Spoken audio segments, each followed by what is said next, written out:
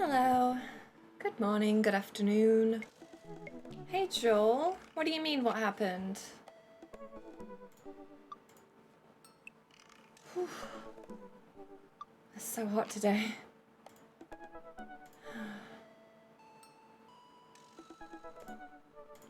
Right.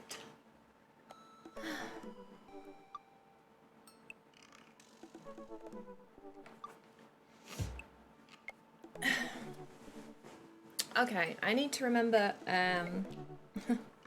what's going on? Why do you always look gorgeous? I made a deal with the devil. Let's go with that. Yeah, what do you mean what happened?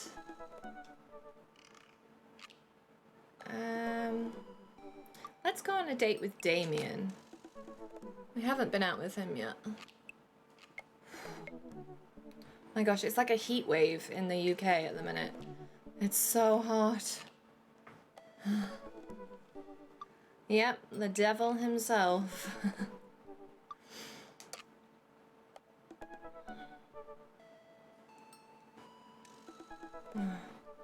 Hang on, I have a fan in my room, but it's pointed the wrong way. Let me just fix it.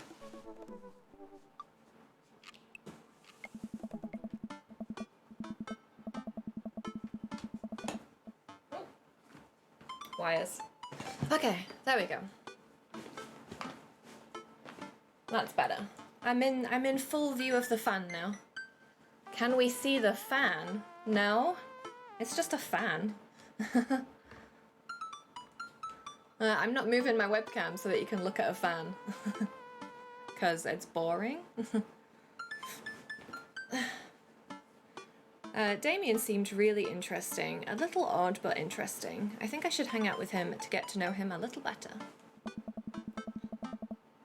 I navigate to Damien's dad book page and type out a message. Hey dude, you seem cool. We should hang out sometime. I sit there for a minute before that I see Damien's typing. But then he keeps typing. And typing. Hey NXMe. Afternoon, this is a funky game. Are you familiar with it, NXMe? Well, I won't be long. I think I'm gonna stream my Elden Ring deaths and fails. That's cool, Joel. I hope you have fun. Thank you for popping by anyway and saying hello. Hope you're doing alright. Man, is this guy writing a novel? I leave the computer to make some coffee. And he's still typing. I sip my coffee and the computer finally dings. Butter. I must confess my excitement to be receiving your kind letter, for, as you see, I do find myself available to enjoy your company. I must ask for your forgiveness, however, as I believe our first meeting did not paint me in a gentlemanly manner as I would have liked. Oh, whoa, there's more. Your left knee hurts. Oh no, too much parkour. Too much skateboarding.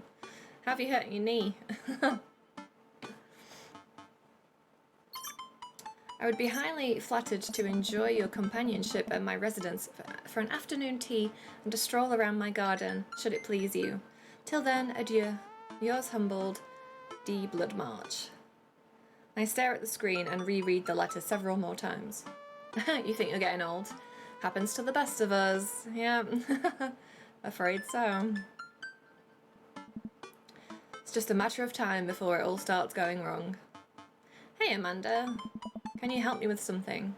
Dad! For the last time, I'm not popping your back pimples. Ew!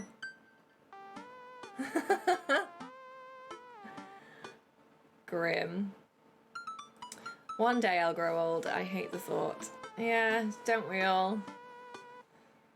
I haven't found the first grey hair yet. Although I do dye my hair. So, who will know? But yeah, the first time that you find that grey hair, that's really gonna freak me out, I think. I've already started to notice that I get like tiny little wrinkles. God. No, can you interpret this for me? I turn the computer to Amanda and she squints at Damien's message. I just don't understand NetSpeak. Like, is this how you kids communicate with each other now? Oh, totally. This is the hot new thing. See, Dad? Kids got over saying lol and LMAO or whatever and decided that they needed to do was bring it back to the 1800s. Smart, yeah, little smile lines, little crinkles, or like when you wake up in the morning and you know you get like wrinkles on your face from like the pillow, and they take a lot longer to go away. It's a good few hours until you smooth out the pillow wrinkles. It's the small things. So what do I do? Where's your pen and quill? What? Did you forget to unpack the pen and quill? Dad, how will we address the nobleman in regards to your upcoming debutante ball? Okay, now I know you're messing with me. Father, without a proper chaperone, you'll never end up with a suitor worthy of our land. Or our dowry. Or... So you read Pride and Prejudice for school one time, and now you're reciting things you know about it back to me, aren't you? Like, the first 5 pages. Then I read a review of the movie. Still got a B, though. Great. So what do I say to Damien? I got this. Amanda reaches over me and types on the keyboard.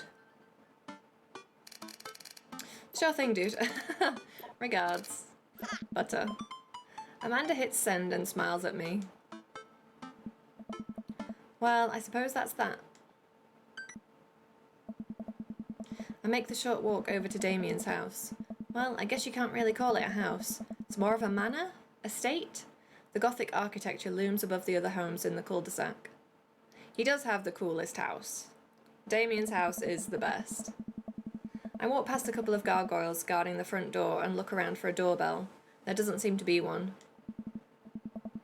I pull the large, ornately carved bat's head door knocker back, and a hollow sound echoes throughout the house as I strike it against the door. I wait several moments before the door slowly creaks open. It's a little creepy, but I enter the home and take a few steps into the foyer, noting the oil portraits of who I assume are dead relatives hanging on the wall. And a dog. Oh, this is fun. Oh, he's made little sandwiches. As I'm admiring them, the front door slams shut behind me. Hello? Silence. An oil lamp in the corner flickers dimly, casting ominous shadows against the wall. Why do I feel like all the people in these paintings are staring straight at me? Why is it so cold in here? Where's Damien? Butter, pleasure to have you in my home. I look up and see Damien standing at the top of a majestic staircase with a walking candle holder. What's with the door slamming shut? Oh, sorry, there was a draft. And the door creaking open when I knocked. I accidentally left the door unlocked. And the creepy oil paintings? I like oil paintings. Right. Right. He has purple eyes. He has really cool eyes. Please, let me show you around. Okay. Damien leads me around his house, showcasing his parlour, sitting room, auxiliary sitting room, and the parlour again for some reason. This is one of the older homes on the block, yes, but nowhere near as old as the architecture might suggest. Through extensive renovations, I have been able to craft a residence that is both historically accurate to the Victorian period and equipped with the amenities of any modern dwelling.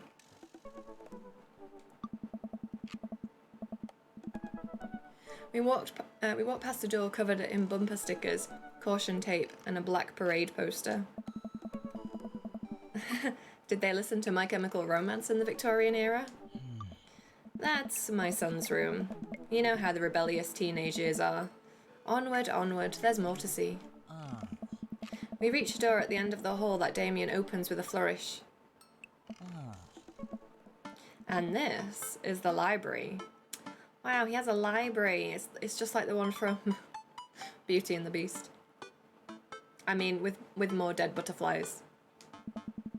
Sunlight streams in from floor-to-ceiling arched windows. The walls are lined with packed bookshelves, and even more books are scattered over the period-appropriate furniture. Damien is clearly really proud of this room. Let's look at the butterflies. I walk up to the glass display of pinned bugs on the wall. It's pretty impressive. Nice bugs. I pin them all myself. Maybe I could show you how sometime. I'm concerned I would stick the pin right through my finger. Ah, the pinner's gambit. Is that a thing? No. I walk to the window and am greeted by a beautiful view of Damien's backyard. It showcases a beautiful view of the rest of the cul-de-sac. Hey, I can see Craig on his lawn. He's doing push-ups with his daughters on his back. Damn. He sees me and waves happily, doing push-ups with one hand now. Damn.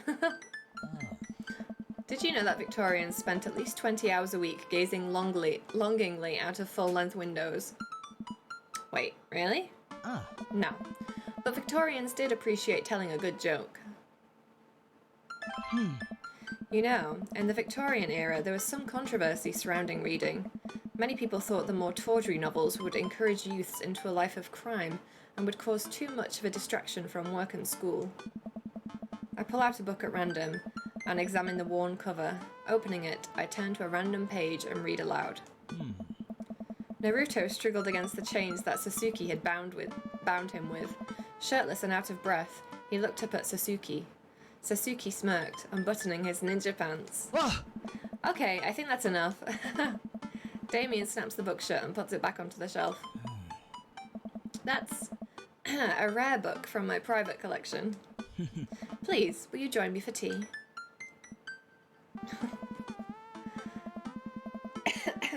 I follow Damien to his sitting room, where finger foods have already been set out upon a beautiful tiered silver tray.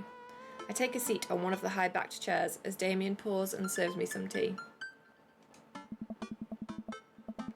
I can't believe we're having a high tea. I never thought I'd get to do this. It's just tiny sandwiches. Tiny sandwiches and tiny cakes. What? Oh. It's a common misconception that high tea refers to the wealth or class of the people enjoying it, when in fact the high refers to both the later time of day that the working class had to enjoy tea and the height of the tables on which they're served. Oh. My dear friend, we're currently enjoying afternoon tea. That's informative. Damien takes a seat next to me and serves me a tiny sandwich. I like your cape. It's a cloak, actually, but thank you. Victorian fashion is very important to me. You pull it off quite well. Oh, thank you. Regardless of my historical leanings, it's very important to me to present myself well. It has taken a long time to come up with a style that's both true to form and representative of myself, but I'm very happy with how I dress. I do get some strange looks, yes, but it's something that brings me a great deal of joy, so I don't mind. To be able to wake up in the morning, pick from my closet a variety of cloaks, waistcoats, top hats, and even binders that are period appropriate feels amazing. I'd love to be able to wear a cloak. And like swish dramatically around corners. You wear top hats? You don't? What got you so interested in goth stuff? Well, when I was a young boy, my father... Did he take you into the city? Sorry? Huh, did you guys see a marching band? I'm afraid I don't understand. You're serious? Of course. But it's, you know, the song. Amanda made me listen to it. Seriously? I'd love to see a marching band. No, I don't know what song he's talking about, actually. Nevertheless, I've always had a love of art, history, and fashion. What started off as a small hobby of collecting taxidermied animals grew into a sort of an obsession. It's a privilege to be able to appreciate the lives and culture of those who came before us, I think. That's an interesting take on why he likes Victorian things. Why not go all the way? I like not dying when I catch a cold. He takes a sip of tea. I can acknowledge that there were many very terrible things about the Victorian era, and to try to live a life that strictly aligns with those ideals would be admittedly horrid. But I think it takes a critical mind to truly appreciate something to the fullest, to be cognizant of its flaws and love it all at the same. Tell me, do you have any hobbies? Oh man, I do. But I don't know if I care about anything the way you care about this stuff. Well, I'd love to hear about your interests. Hearing someone talk about the things they're passionate about is intriguing and, quite honestly, rather attractive. Please, do tell me about your hobbies. Quick, sound sophisticated.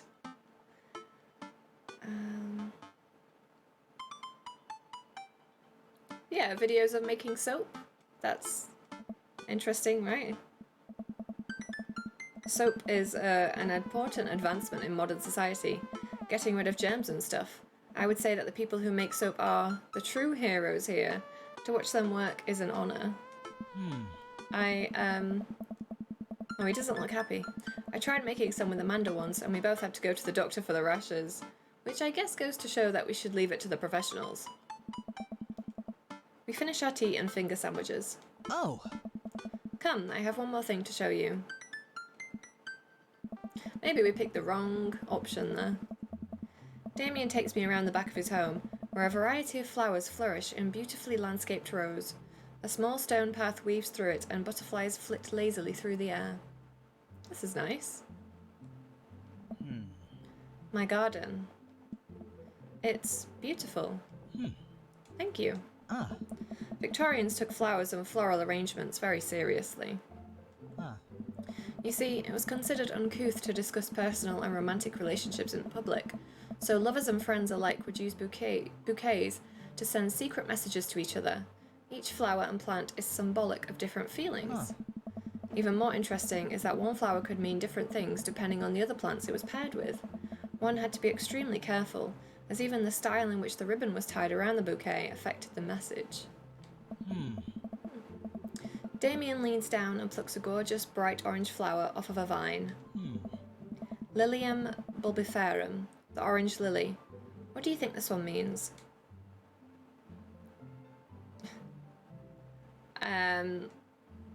Thou art the tightest. The orange lily is actually symbolic of pure hatred. Well, fancy sending somebody a bouquet of flowers just to tell them you hated them. And that's precisely why floral arrangement is so challenging. What's your favourite type of flower?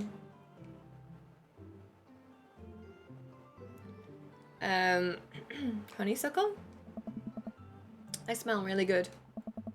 And then you can eat the tiniest little drop of nectar when you pull the stem out.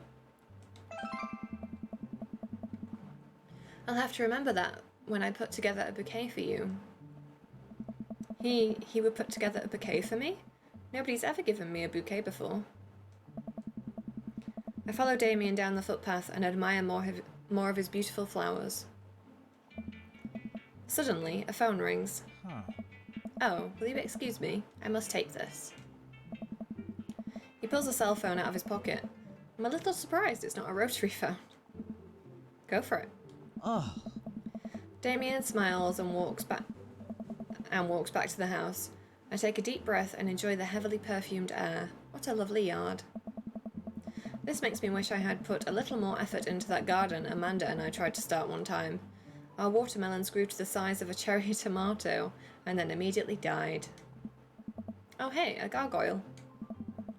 Oh no, I knocked over the gargoyle. Fix that guard. This one? Hey, Clay. Lurking while working. Have fun. Of course. Thank you for stopping by and saying hello. Oh, is that not right? Okay, guess not. Oh, it's timed. It's timed. What? It's not. It has to be this. Oh, how do you flip it? Wow.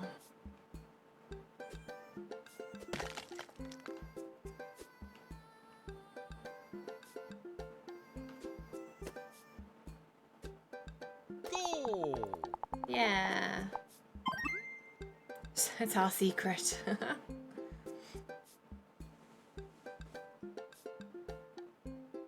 We got away with it, yay! Phew, that was a close one. Uh-oh, here comes Damien. He looks upset. Ah! My sincerest apologies to have kept you waiting. There's an urgent matter that I must attend to, so I'm afraid I must take my leave. No problem, dude. Everything alright? Damien worries the hem of his coat with his fingers and looks away. Everything is perfectly fine, but it's Lucian. What's wrong? He appears to have, well, his teacher needs me to come to the school, post-haste. Do you need help? Oh no, you don't have to. Let me come with you. Us dads gotta stick together. Huh. You're right. This is one of Lucian's more elaborate stunts. I would greatly treasure having another parent by my side. Let's go. Oh. It's Hugo.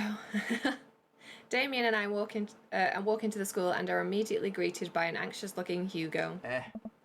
Hey Damien, you're here in record time. I wouldn't miss it for the world, dear friend. Wow, whatever it is, it doesn't sound like this is Hugo and Damien's first time to the my kids are in trouble rodeo. What is it this time? This, Damien, you have to see to believe. Damien and I fall into step behind Hugo, who leads us through the busy corridors of the school. We pass by several classes in session, and I vaguely wonder if Amanda's around. Hugo eventually ushers us into the small boiler room with a flight of rickety stairs leading down into the darkness. Watch your step. I can hear faint voices drifting up from the basement, and they don't sound happy. As I'm led into the depths of the school, I recall the antics I got into as an angsty middle schooler. At least I had enough sense to stay out of creepy basements. We find another teacher in a boiler room tucked away in the back of the basement. With him are Lucian and Ernest, Hugo's son. Lucian has a bloody nose. Thanks for coming. I can't make heads or tails of this. I look around the scene of the crime and see a bunch of bricks and some masonry tools scattered around. Huh. What happened here? Ernest punched me. Lucian tried to kill me. What? The room falls silent. I was not trying to kill you, dumbass. I was just trying to build a brick wall around you and see what would happen. You promised me there was wine down here. You tricked me. Whoa, whoa, whoa. Wait a second, Lucian. Did you try to cask of Amontillado Ernest? I'm neither confirming nor denying that. I turn to Damien and whisper to him. What's cask of Amontillado? Huh. It's a classic Edgar Allan Poe short story where a man gets his enemy drunk, lures him down to his cellar with the promise of wine, of a fine vintage, then buries him alive behind a brick wall. Oh. It's a lovely story. So wait, Lucian, you tried to do that to him? I was curious to see how it would turn out. I wasn't actually going to leave him there. What was the thought process here? That Ernest was just going to sit still while you slowly built a tomb around him? Well, it worked for like 20 minutes because he's an idiot, but then he realised that I had lied about the wine. And you were cackling maniacally. That sort of tipped me off. Ernest, 20 minutes? I like that Hugo's just disappointed that he's so stupid.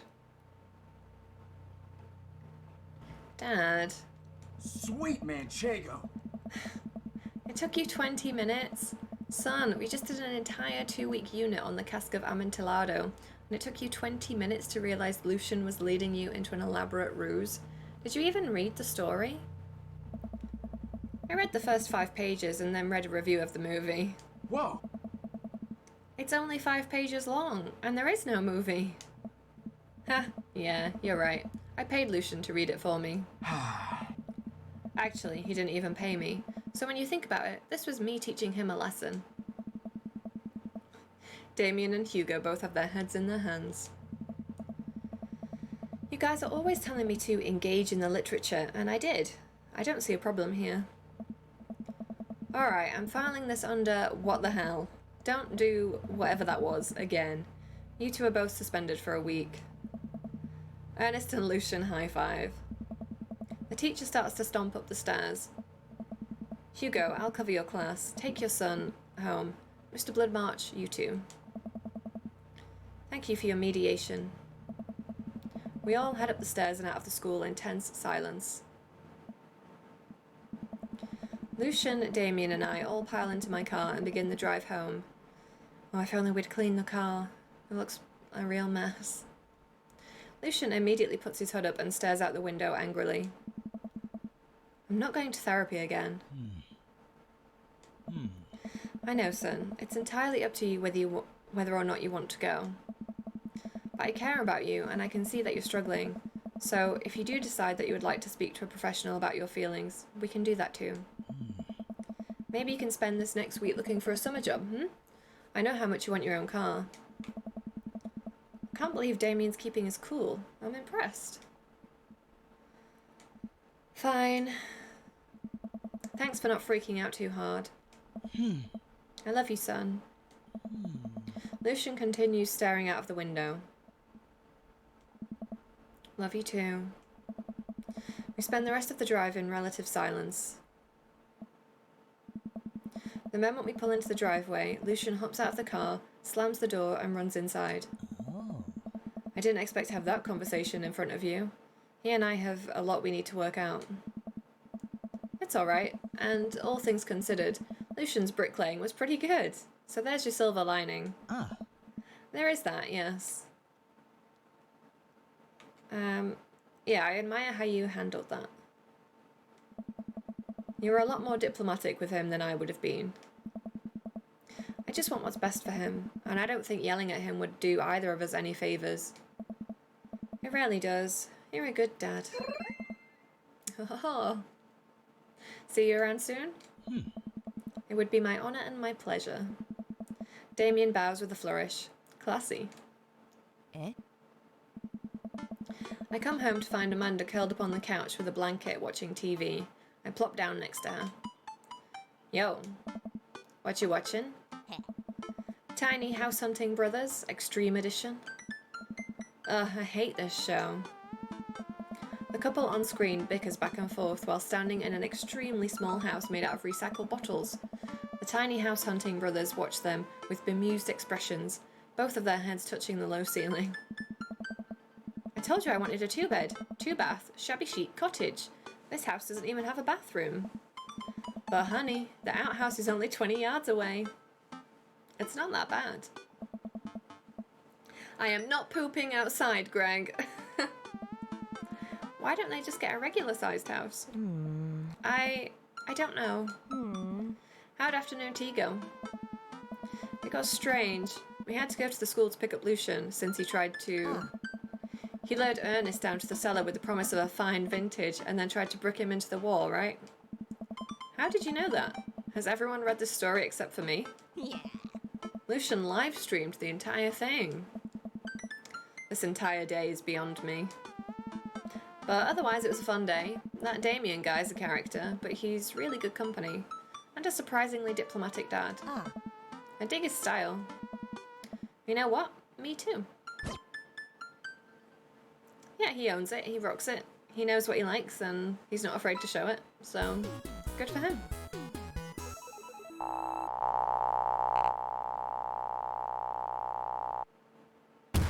I'm sensing a romance between us. A chemical romance. Oh my god. That's a band? A chemical romance. Yeah, you might be right, Damien. Oh, jeez. Welcome. You've got dads. Oh, what's this? Amazon. Hi, this is Stephen from Dadmazon. I'm out front with your delivery. Oh, okay. Yes, I'll be right down. Wait, no, sorry. I need to put on pants first. I can't find my pants, but I'm wrapped from waist down in a duvet. Are you cool with that? I can come back tomorrow. No, wait, I'll be right down. I found some sensible capris.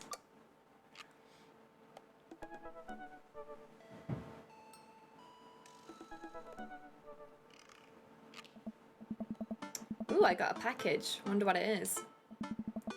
Oh, I bet it's that package of socks I ordered. I open up the box and start pulling the packing peanuts out. Man, these socks reek. Okay, that's definitely not socks.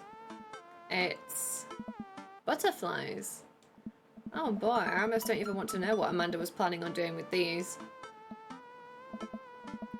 Hey Amanda, your box of dead butterflies is here. What's up? Are you sacrificing them? What? You ordered butterflies? You can order dead butterflies online? Wait, so these aren't yours? No, but I'm definitely ordering some right now. Okay, love you. I take a look at the box again. Oh, this is addressed to Damien's house. Okay, let's give it to Damien. I should take it over to him. I jog over to Damien's house with the box. I pull back his door knocker, but suddenly the door opens. Mr. Nut, to what do I owe the pleasure? Whoa, how did you know I was about to knock? I don't know. Oh, okay. Anyways, I think this got delivered to my house by mistake. I hand him the box and his face lights up. Oh, What a wonderful surprise. I was just about to send a strongly worded letter to the courier service about this. Many thanks. Not to pry, but what are you going to do with those butterflies? We already know what he's going to do with them. We've already seen his butterfly collection. Would you like to see? Alarm bells ring in my head. This is how you die, Butternut. Sure.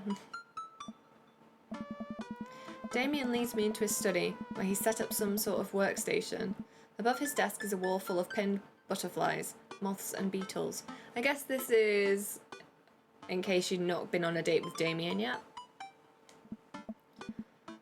Oh, wow, that's really something, Damien. I'm quite proud of my little collection. You do all of this yourself? Yeah, this is definitely assuming that you've not been on Damien's date. Of course, I find it rather relaxing. How do you...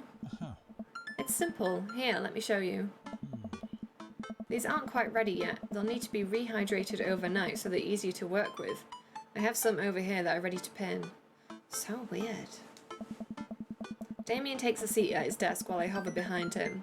He picks up a little triangular paper package and snips off the edges. He pulls out an all-black butterfly and shows it to me. I'm rather excited about this one. It's a turquoise swallowtail. He gently opens the wings, spreading the butterfly out on the table. The backs of the wings are a gorgeous iridescent green colour. Oh, and the pigment on this one is so nice too. Anyways, pinning a butterfly is actually very simple. It just requires a delicate touch. First, I'll put a pin through the thorax. I don't know, I'm not really keen on having a display case full of deceased insects and animals. Damien slides a pin through the middle of the butterfly and places the butterfly on a piece of styrofoam. He carefully arranges the antenna with forceps and begins placing paper and more pins on and around it.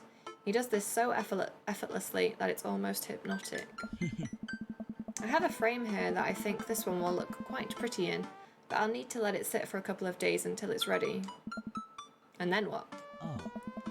I remove all of the pins and put it on display with the others. I take a closer look at Damien's collection. One with bright blue wings keeps drawing my eye. This one's so pretty.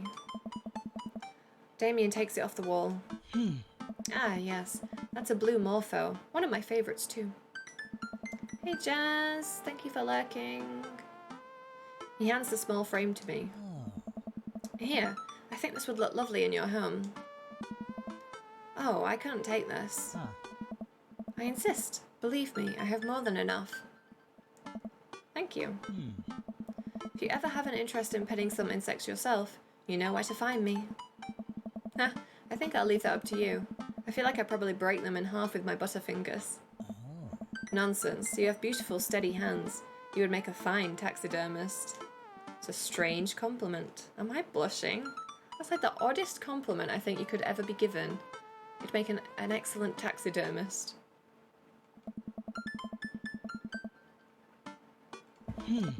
Do take care of yourself, Butter. Thanks for allowing me to share my odd little hobby with you. Yeah. It certainly is Welcome. strange.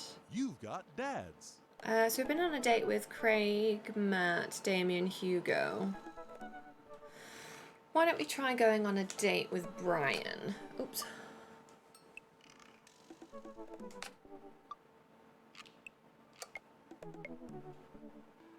Try not to get too competitive with him.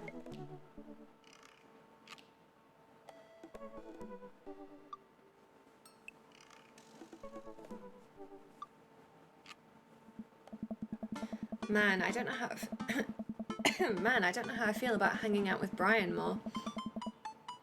But it seems like Daisy and Amanda got along really well. Maybe I should just bite the bullet and hang out with Brian more for the sake of the kids. Oh, well, that doesn't sound like a fun date. I crack my knuckles and start typing. Hey Brian, great grabbing burgers with you at the cookout yesterday. We should get the kids together and hang out soon. I wait a couple of minutes until a ding comes from my computer and a message pops up on screen. It's Brian. Let's see what he has to say. Hey man, always love a good burg with a buddy. We should definitely hang out. What do you think about mini golf? Ah, mini golf. We could bring the girls out and have ourselves a friendly little competition. Rock on, Brian. He signed his name. That's cute. Friendly competition. This is perfect. I know Amanda and I will crush Brian in mini golf. I've been taking her to mini golf courses since she was a little kid, and I'm proud to say that she's almost better at it than I am. Yeah, I just remembered, you do get a trophy. One of the trophies I'm missing for the platinum is getting 12 hole-in-ones on mini golf. It's so hard. I type back. That sounds great, man. Name the time and place and we'll be there. Hey, Amanda. Hey, would you be up for some mini golf with Brian and Daisy? I'm a little out of practice, and I know my backswing leaves something to be desired, but I think I could keep it in the negatives. Perfect. Come on, kiddo, let's do this. Mini golf is the best. You ready for this? Arr, matey, I'm as ready as I'll ever be. Why are you talking like that? Huh? Because this mini golf course is pirate themed. I just now realised that we are indeed standing on top of a giant pirate ship in the middle of a putt-putt course. Oh. Yeah. Come on, pirate dad. Won't you talk like a pirate with me? Arr, ahoy, scurvy. Avast I'll make Brian and Daisy walk the plank with my superior golfing abilities. I mean, doubloon?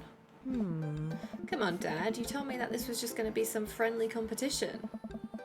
Friendly competition is dad code for actual competition.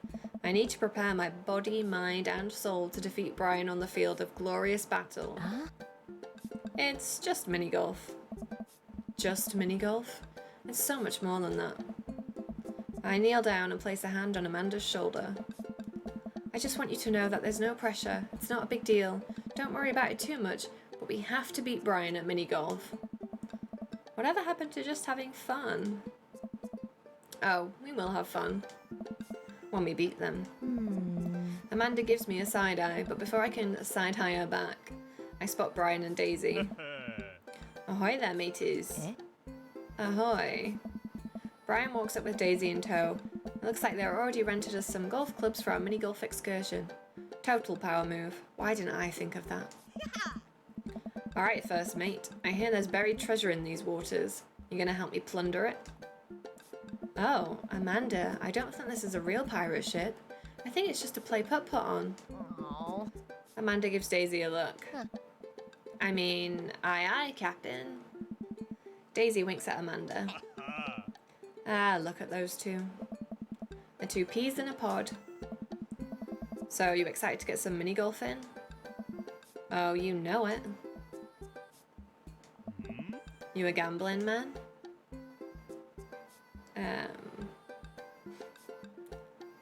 I know when to hold 'em. I know when to fold 'em.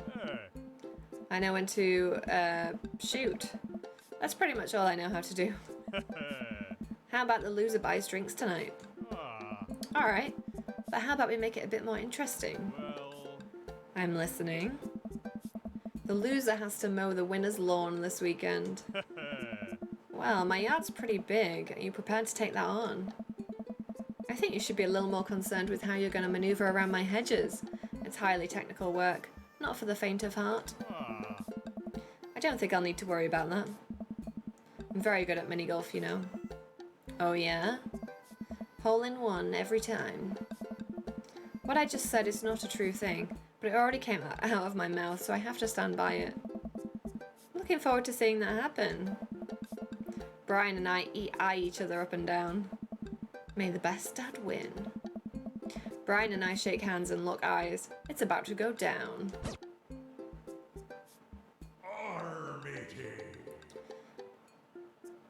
Like, yeah, it starts off fairly simple.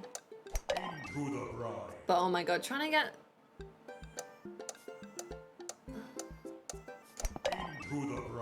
12 hold-in-ones is ridiculous. I don't know where best to do this. Okay. Pressure.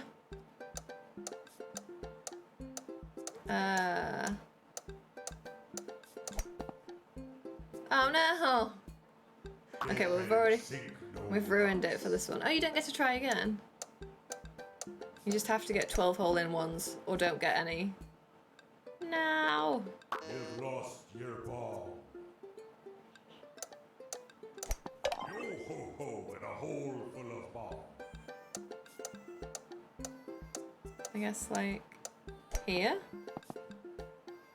Nice. In a hole full of ball. I don't know. Oh no. There's like actual walkthroughs online.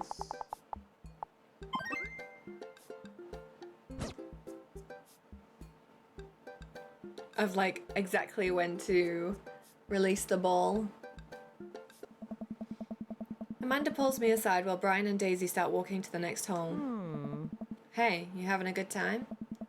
I'm having a great time. I'm having a fantastic time destroying Brian underfoot. I just asked because your eye is twitching. No, it's not. I feel my left eye twitch. Amanda raises her eyebrows. We're out here to have fun, remember? It's just a game. You're right, it is just a game. A game with extremely high stakes. A game we're currently winning. Dad. Please, Amanda. Please nail this next hole for me. We need to keep this streak going. If it's really that important to you, sure. Amanda walks over and tees up for a particularly hard windmill hole. Gripping her club, she winds up and launches the ball into the parking lot. She looks me right in the eye and does an exaggerated shrug. Oops. I disagree with her actions, but I appreciate her act of youthful defiance. She walks over and pats me on the back. That was for your own good. Love you, kiddo. Okay. Ugh. How am I, like... Somehow managed to get that in.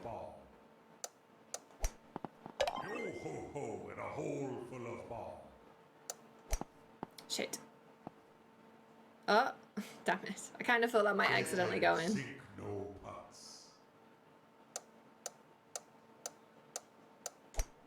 Into the brine.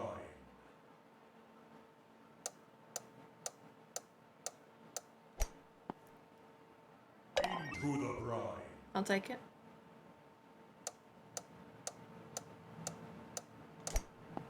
No. Ah. So close. Oh, jeez. Oh, jeez. How? I'm never going to get this trophy. Even if I practice this minigame over and over again. Not a chance. You've lost your ball.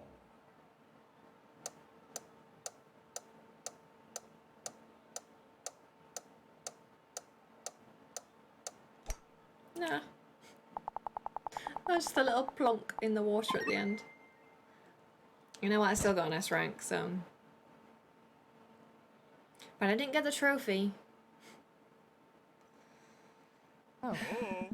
I tried to maintain an air of professionalism because there are children present, but confetti cannons are going off in my brain, and someone is placing a wreath around inner me with the words "Best Dad" emblazoned on it. Man, that was some good shooting there, Butter. I have bested you on the field of battle. Hi, Super Stringer. How are you? Good afternoon. And it felt good, Brian. It felt real good. Brian and I eyeball each other, electricity shooting between us. Alright. Arr, Daisy, did you have a good time? It's so hot today. It's insanely hot. I've got a fan on, but it's not doing anything. It's just blowing hot air around. It's horrible today. So stuffy. We haven't even found the buried treasure yet. It's going to be a nightmare trying to get to sleep tonight in this weather. It's going to be a very uncomfortable, sticky night. I think we would need to apply for a permit to dig around here. I can take Daisy home so we can get the city paperwork started for digging. You two go enjoy your night. Sounds like a plan. You cool with that? Sure, just don't get yourselves into too much trouble. Nah. Can do. I'll make sure we get into a perfectly reasonable amount of trouble. Amanda and Daisy skip away, yelling about buried treasure. Bless that kid's tiny, rebellious heart. Well, guess we should hit the bar now. There's actually a tiki bar attached to this place. How about that?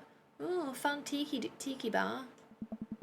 Aw, I could really go for like a giant fruity tiki style cocktail. That sounds good. Sounds refreshing. Brian and I walk into Freaky Tiki, a kitschy island-themed bar. Palm trees adorn the wall and several fake parrots are strewn about. Ukulele music plays softly in the background. Brian and I approach the bamboo bar. This place looks amazing. I love bars like this. What are you playing? I'm playing Dream Danny. It's a part visual novel, part many mini games. And yeah, you date a lot of dads. It's a dating simulator. So that you can date one of several dads or all of the dads. So we're trying out dating all of them. It's a good time. It's really well written. It's very comedic. It's really well written. The characters are really great. And yeah, it's very tongue-in-cheek. It's good fun. Combs hair and adjusts tie. Yeah. So we're dating at the minute we're on a date with Brian, who is a sort of very competitive, like barbecue, homebody kind of dad. But there's like a goth dad. There is there's a teacher dad. There's one that's like a musician. There's one that's super sporty. They're all like different types of daddy. Guess I'm spending more time with Brian, which is a little more bearable since I won. Okay, I just gotta get my victory drink and get out of here. I think I already proved my superior dadness for the day. And you picked this dad.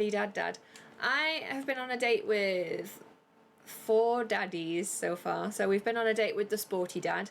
We've been on a date with the goth dad and teacher daddy. And the musician, the one that's like super... They work at a coffee shop.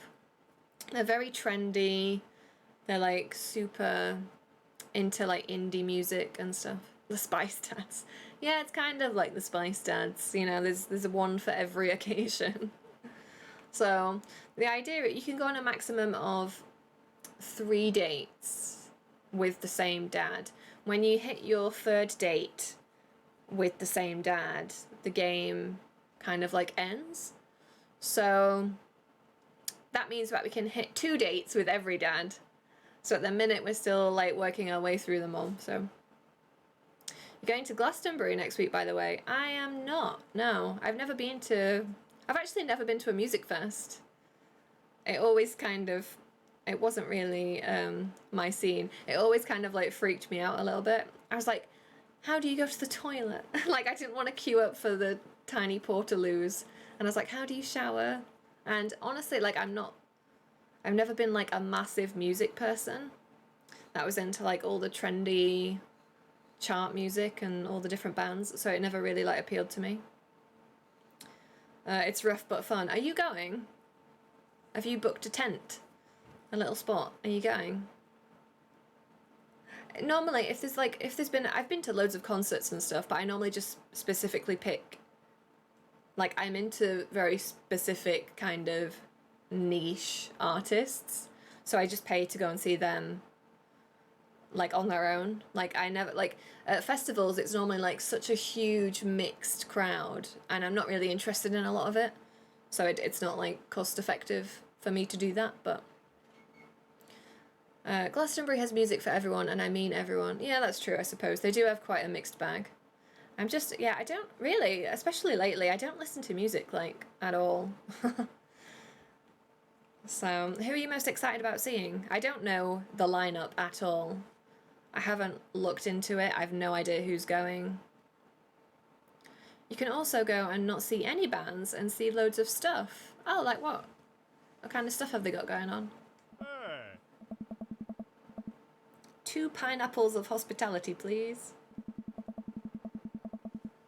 That's fun. Oh, they have to... Oh, yeah, it's... one for kids. Okay, and then one for, like, adults. That's fun. What is it, like 3-4 days? 3-4 days? That's fun. I hope you have a nice time. Oh, Wednesday. Oh, it's a really long one. Are you going for the whole time? Gosh, I hope the weather stays nice for you. I mean, I almost kind of hope that it's not as hot as it is right now, because it's going to be very sweaty. You know, maybe a bit more windy. A bit more wind for you would be would be nice. Because otherwise, God, you're going to be so uncomfortable. Do they have showers there? Or is it just like a case of taking wet wipes and doing yourself like a little freshen up? Oh, they do have showers. Oh, okay. Well, at least there's that. I mean, I imagine queuing for the showers is crazy at Glastonbury. But I don't know. Take heat over the rain, though. Yeah. The prostitute wash. Is that what it's called? Well, at least you can get clean if it is sweaty and hot. But that's fun. That's really fun. How long have you been looking forward to this? Like, do you buy your tickets like 6 months in advance? Grim.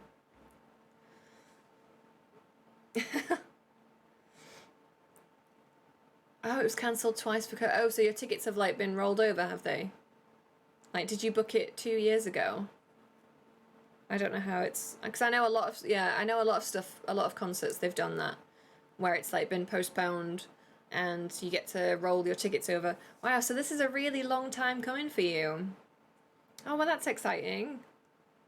Finally, after like, what, 2 years, I guess, you get to go to Glastonbury. Oh, well, I hope you have a really nice time. That should be fun.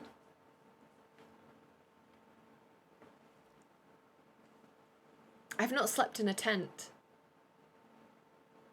Ooh. So I must have not slept in a tent in about 15 years. Wow.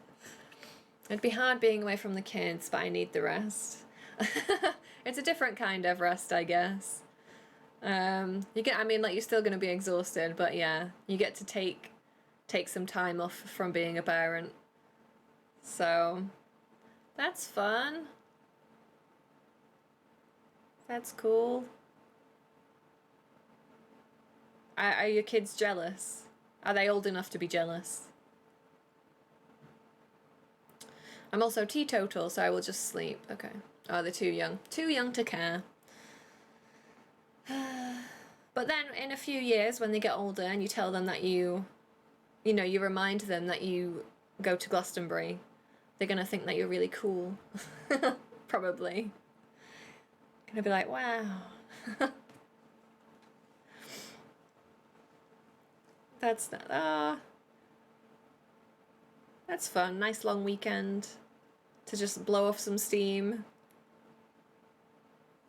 Yeah, who's like your number one act that you're looking forward to? Like band or musician, or what's the best thing that you're excited about? I am a show up and see how it goes kind of person. Yeah, fair. Just play it by ear. The bartender whips us up 2 rum drinks inside of hollowed out pineapples. He sets them on fire and we have to blow them out before we can drink them. Oh, the lineup isn't amazing, but lots of good stuff. Well, I'm sure it's like the atmosphere as well, more than anything. So, there might be musicians that you don't really think you're that interested in, but they probably put on such a good show that you actually have a really good time anyway. So, yeah, you might be pleasantly surprised by a lot of stuff. Maybe you'll find some new artists that you never really considered before. So that's fun. It's your 3rd time going. Oh wow. That's cool. Yeah, I've not been to a concert or a gig in I don't even know now. 4 years? I don't even remember. Oh shit! First time I broke my spine / pelvis as soon as I arrived. I couldn't sit down or go to sleep. It was awful. Wait, you stayed? Did you not realise you'd broken it? You didn't immediately go to the hospital? What happened? Oh, not broken. Oh, okay. What did you do? You just slipped in the mud, or?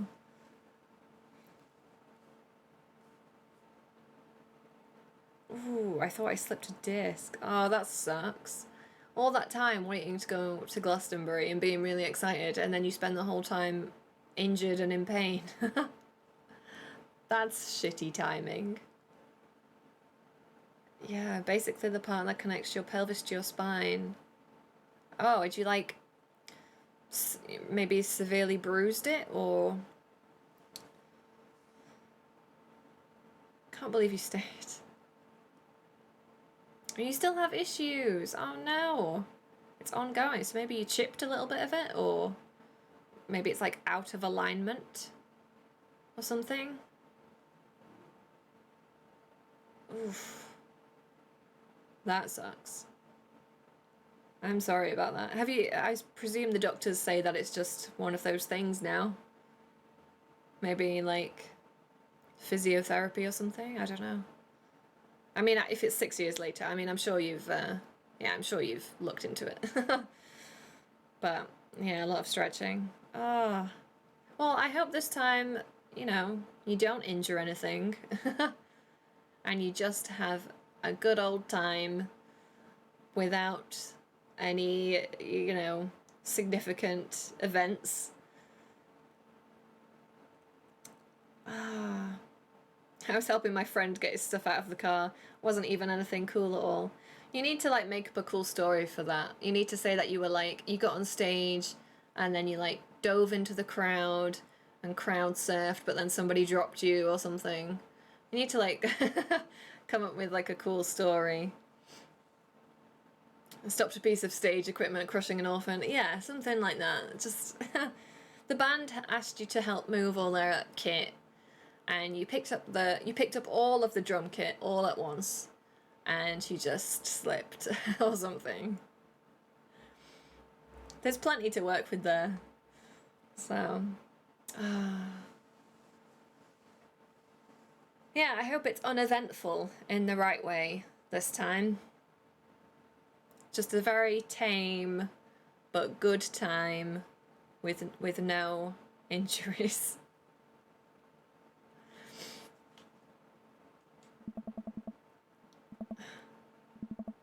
Usually I just like to, I don't know, drink my drinks. Hey. If you don't want yours, I'll take it. and miss out on the taste of victory? I don't think so. I take a sip of my pineapple of hospitality. Victory tastes fruity. And, you know, because you're teetotal, you'll remember the entire thing. You know, it's not, I know like a lot of people go to Glastonbury and they drink a lot or they take drugs or whatever. But you just end up, if you get really wasted, you're going to forget so much of it. And it's not cheap, right? Like going to Glastonbury for like a few days isn't the cheapest thing.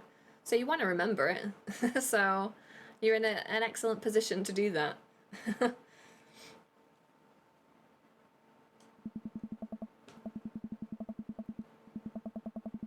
Oh, I had to go to the emergency tent last time and I was prescribed drugs. I was off my tits legally on painkillers. Well, I guess that's good. I mean, at least you know, at least you were relieved of your pain and, you know, you got a little legal high. And I hope you didn't forget any of it. Okay, so you asked the doctor if you could drink on the tablets. And they said, it's a festival, mate, you can do what you fucking want. Well, were they a real doctor? That doesn't sound like medical advice, does it? Yeah, just do whatever you like. Not like, yeah, you're not really supposed to mix these with alcohol. But, okay. I'd be much more cautious, actually. If I got a doctor and they said, oh, you could do what you want, I'd be like, I'm gonna maybe not drink. Because I don't know about you. Oh, he lived up the road from you. Small world. Yeah. Oh, they're volunteers. Ah. Really? What, is Glastonbury not making enough money to pay them? That's weird.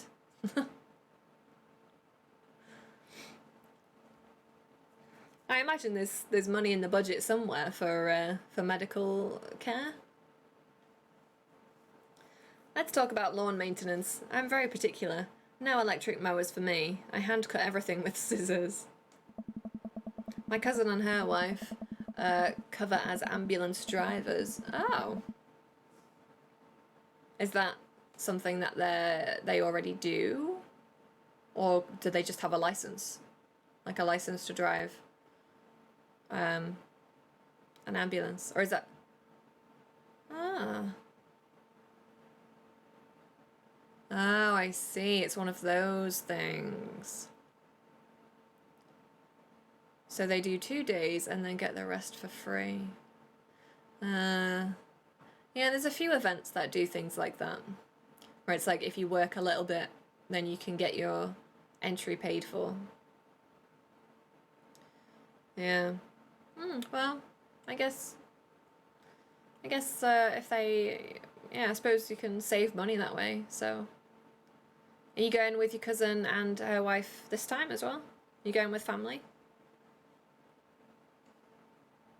I also only water the lawn with bottled sparkling water. I just ran out, so you're going to have to import some. Italian is preferred, but I'll settle for Icelandic if that's all you have. Oh, do a meetup? That's cool. That's nice. Oh. That'll feel like a nice little summer break. Just having a good time, listening to some music, chilling out, camping. That sounds nice. I just hope that all the hot weather from this week doesn't mean that next week it's gonna like piss it down. Because sometimes that's the case, right? Like it's so stuffy and hot, and then next week it just rains. Don't jinx me. No, maybe it'll probably rain before that, I reckon. I think it'll rain before you go. Because this can't go on. It cannot go on. It's too hot. To be honest, I'm surprised it's not rained already, because we can't have like 2 days of good weather in a row without it raining, so. I've been there when the rain was in the top 5 of worst mud ever. Ugh. So God, I bet that's such a nightmare. Because you can't shower all the time. And then you're just like getting mud inside your tent and I would hate that. I'd feel so like gross. I think it's raining tomorrow. Oh, okay. Maybe. I mean, it's the weekend. We normally have good weather during the week, right? And then at the weekend, it rains. That's normally how British summers work. You get used to it.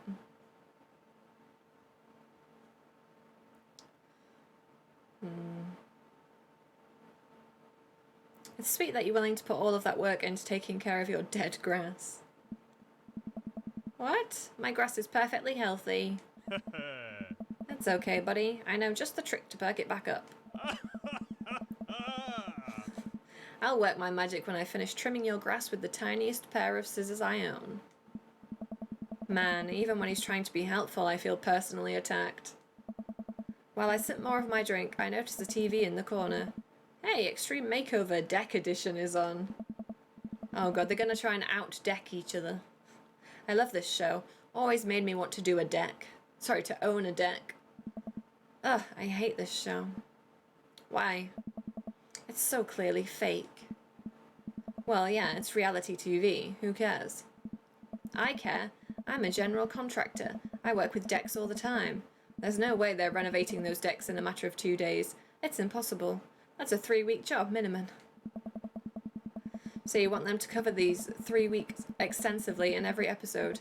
It can't be that interesting to watch a bunch of dudes slave over a deck for that long. Nobody would watch it. I don't like any of those home improvement shows. I want to watch stuff like that's real. Like Long Haul Paranormal Ice Road Ghost Truckers. I have terrible news for you, Butter. No. No. Not them too. That's the awful truth. Not the ghosts, though. Those are real. Trucks just don't have emergency escape buttons. I've been lied to for so long. We both chuckle and sip on our pineapples. Oh, I have some coconut cream, like some tinned coconut cream in the cupboard, and a pineapple. If I get some pineapple juice, I could make like pina coladas this weekend. So wait, you're a general contractor? Sure am. I actually helped plan the cul-de-sac we live in. Wow, nice work. Yeah, it kinda took after the footsteps of my old man. He was a general contractor too. The best. He practically built half of this town with his bare hands. It's weird how you spend your whole life trying not to become your father. Then you wake up one day and there you are. That's actually, yeah, I notice more and more the older I get, the more how similar I am to my mum.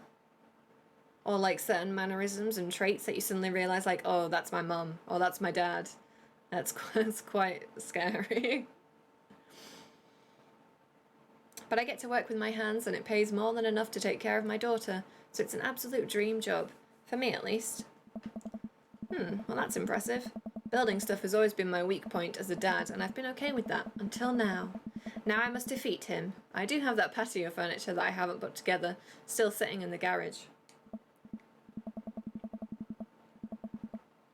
Okay, maybe I should cool it with the dad competition. Gotta keep it light. Tell one of your classic jokes. Let's hear a dad joke. So, a 3-legged dog walks into a bar. And he goes up to the bartender and says, I'm looking for the man who shot my leg.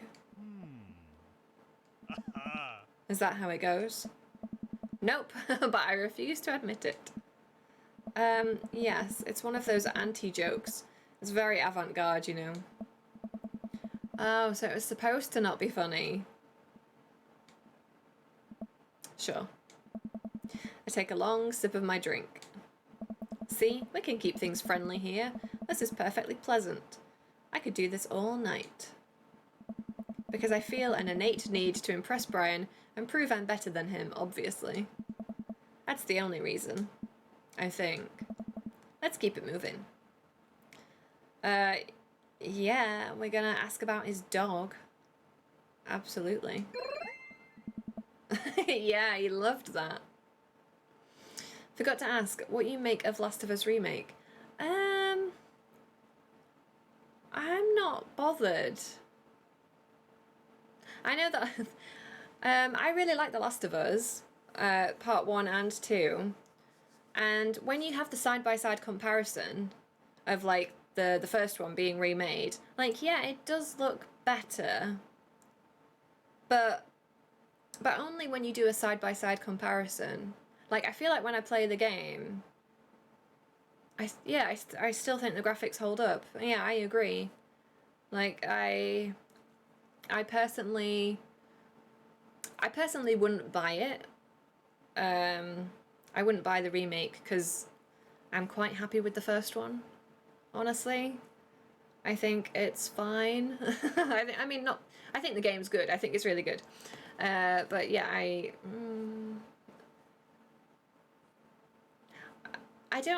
really love the games. I don't know that I'd call myself a die-hard fan, like a lot of the fans are. So I wouldn't. Yeah, I wouldn't buy it and replay it just because. I mean, is it a proper remake? I think it is, isn't it? Because to me, it looks more like a remaster. Although I suppose it's already been remastered. Yeah, so it is a proper remake. Yeah, I forgot about that. Because I played the remastered version. That's right. I played the remastered version because it was free on PlayStation Plus. And I played that for the first time last year. So I'd already seen it with like better graphics. Maybe if you played it like the original version, like the proper original, and you'd not played it since, like you didn't play the remastered version, then maybe you'd be super excited about the remake. But yeah. I'm way more excited about Resident Evil, like that remake. And yeah, a lot of the indie games that they announced, they look really cool. But yeah, Last of Us, I don't know.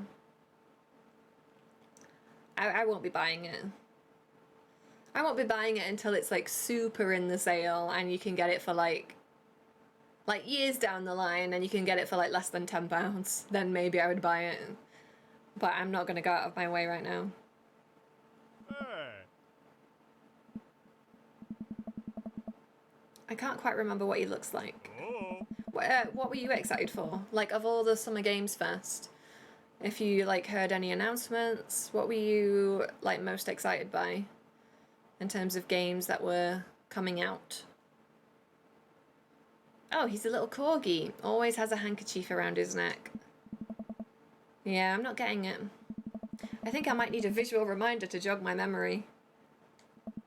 If you happen to have any pictures of said dog, maybe on your phone. If you wanted to see pictures of Maxwell, you could have just asked. Show me the goods then. Brian pulls out his phone and flips through an entire album of dog pictures. Oh yeah, that's the stuff. Who's a good boy? I look around the room and take in all the kitschy decor, looking for something else to comment on. There's a gigantic fish hanging above Brian and I. I gesture to it. Cool fish. It's definitely fake. What, really? Hey. Everything in here is fake. That palm tree over there is just a ficus with plastic coconuts glued to it. I look over. He's right. Hey. But I almost caught something like that fish once. Mine was bigger though. Of course it was. Oh really? Yep, I went on a trip to Hawaii maybe a decade ago. We were out on the sea for 3 days catching fish, drinking beer. You know, guy stuff. We had a hot plate on the boat. So we could sear the fish right after we caught it. Throw a little bit of salt and lemon on there. Oh man, that's some of the best food I've ever had. That sounds very good. Fresh fish. Like the freshest fish that you could ever get. Oh. Well, it was the last day. Everyone had gone to bed already, but I was out there watching the stars. Had my line out too. Then all of a sudden it just starts running. So I jump on the reel before it gets ripped out of the rod rack and start fighting with the damn thing. I'm out there for maybe an hour. Can't call out to my shipmates. It's just man against nature. Finally, I'm starting to tucker the guy out. I get him up to the surface and finally get a sight of it. The biggest marlin I've ever seen. Hemingway-esque. I get it onto the boat, single-handedly. And you know what happens next? What happens? The damn thing smacks me in the face with its tail, knocks me out. I wake up the next morning on the deck, the fish gone. Never felt dumber. So it got away? I think there's another version of me that would have spent the rest of my life trying to catch that fish, Captain Ahab style. I'm sure Daisy would be supportive. Oh man, fishing's a life. Haven't got enough lately. You go fishing? Actually, I have a confession to make. Wait, what am I doing? Why am I having this inexplicable urge to be vulnerable with him? I can't tell him that I'm terrible at fishing. I lean in close.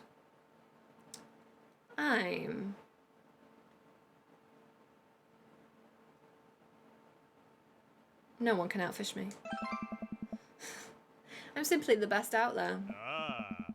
Okay, since you're such a pro, I'm taking you fishing. Do you want to go fishing?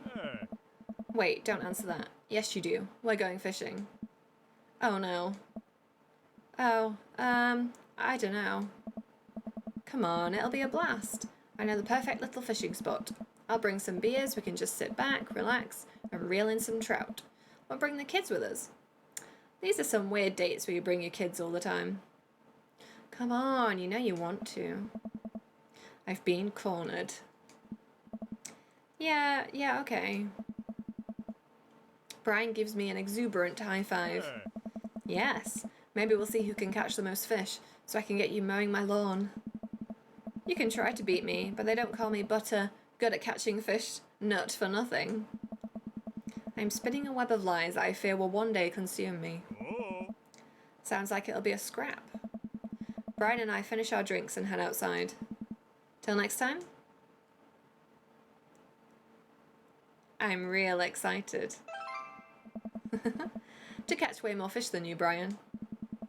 Brian extends his hand and gives me a friendly but firm handshake.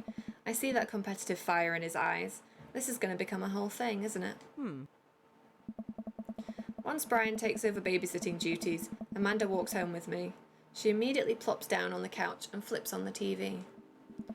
So, how was your hang with Brian? He wasn't too spicy about his crushing defeat, was he? Nah, he was pretty gracious about it. Like, frustratingly gracious.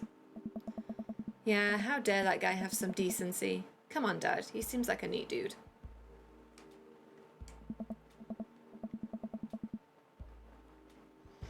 I don't know, the guy loves a good competition.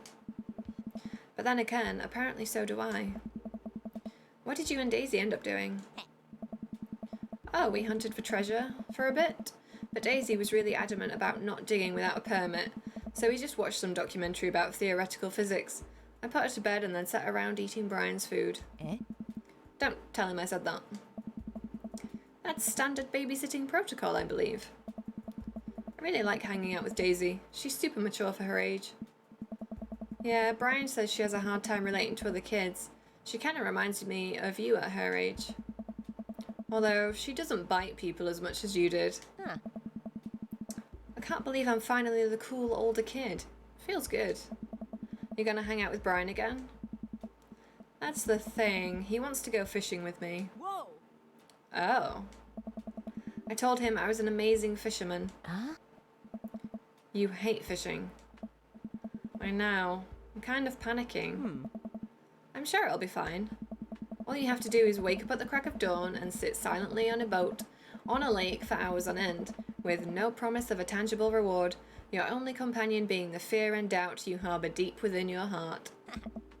Fishing's fun, you'll remind yourself, as the world darkens around you and you wonder if it's really you staring back at yourself in the lake's reflection, or simply just the abyss. Yeah, laugh it up, Amanda. You're coming with us. It's my constitutional right to outright refuse this order. Daisy's coming too. Well, I bet I could convince Brian to bring his dog. Fine, sold. And in. Alright, ambushed. Gonna call it a night. Don't stay up too late, okay? You got it, Pops.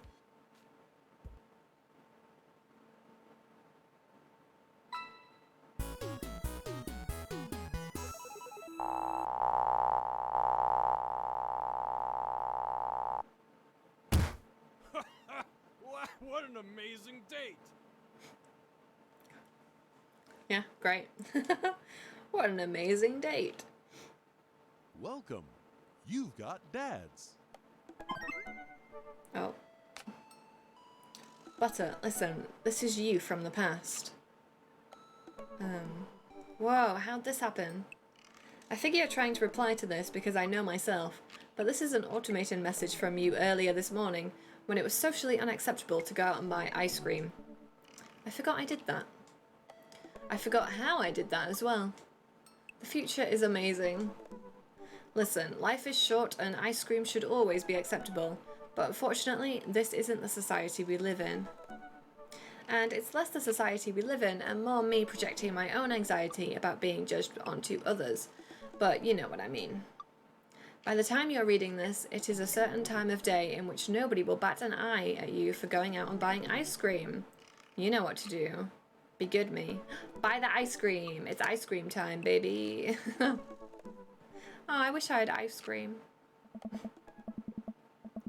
You know what? I've earned a treat.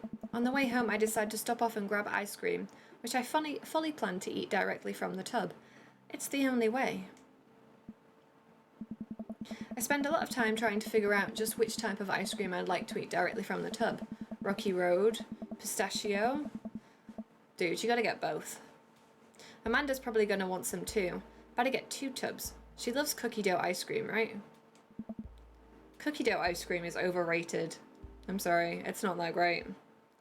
Hey, mister. I turn around to see Ernest, leaning up against the wall of the convenience store. Oh! Hey, Fronley! Hey, Raiders! Hello! How are you doing? How's it going? Oh, that's not right. What am I doing?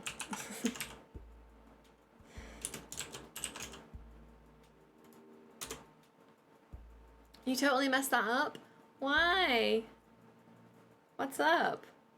How did you mess it up? Seems good to me. Seems good on my end. So, how was Dead by Daylight? Were you playing as killer or survivor?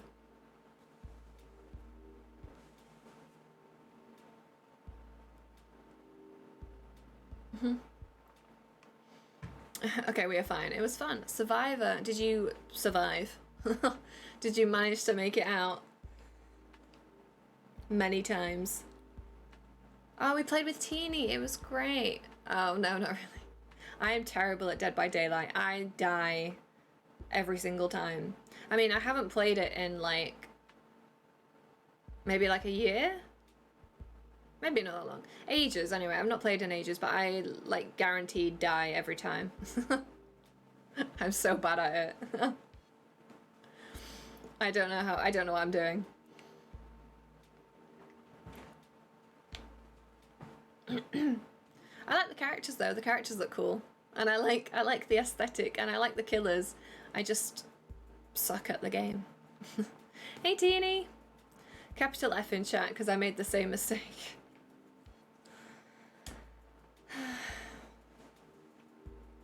I turn around to see Ernest leaning up against the wall of the convenience store.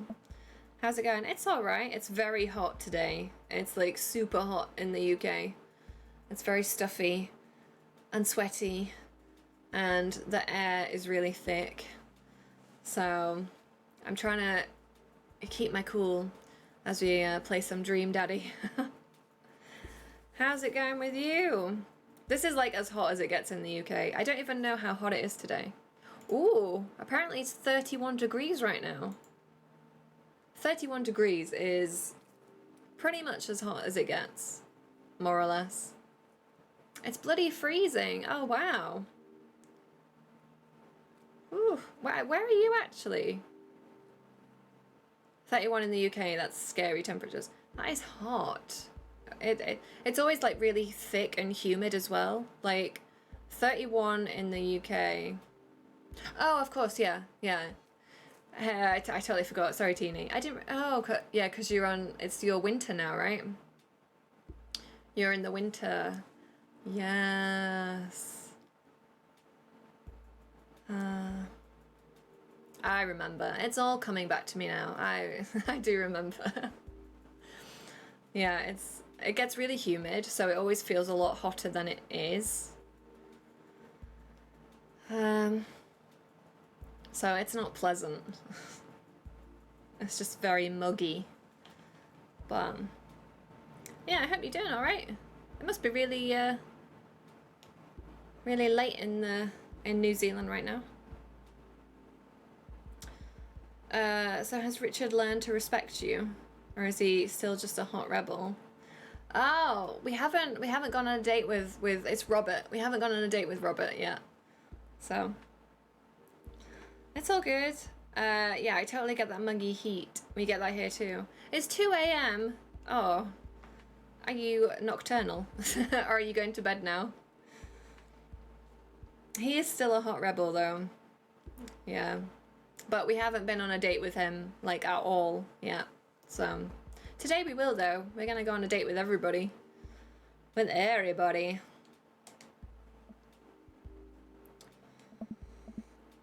You're cool, right? No way, dude. No. I'm so cool. I'm shocked you even have to ask, Dude Meister. Oh my god, I asked the wrong person. Could you just help me out? Help you out? There's no fire involved, is there? Just clouds. So if I give you $20, will you buy me e-liquid? No. Ernest, what's e-liquid? It's like Gatorade, you know, electrolyte liquid. I'd get it myself, but I'm banned from here for trying to run a grift on the cashier. Classic fiddle game. You know the deal. Oh, if you're talking about balanced electrolytes, then I got you, little buddy. Wow, we are so stupid. And I didn't know you played the fiddle. Just ask the clerk for blue crans... Clan... What is going on in my mouth? Cran Razapple Vortex. He'll know what it is. I don't think I can say that again. What a cheeky dude. He is a cheeky dude. He's such a little fussball. With the like teeny tiny moustache. I picked up a tub of pistachio ice cream for myself and a tub of cookie dough for Amanda. I search around for some blue Crazin Void Stirrer, but can't seem to find any. I turn to the cashier.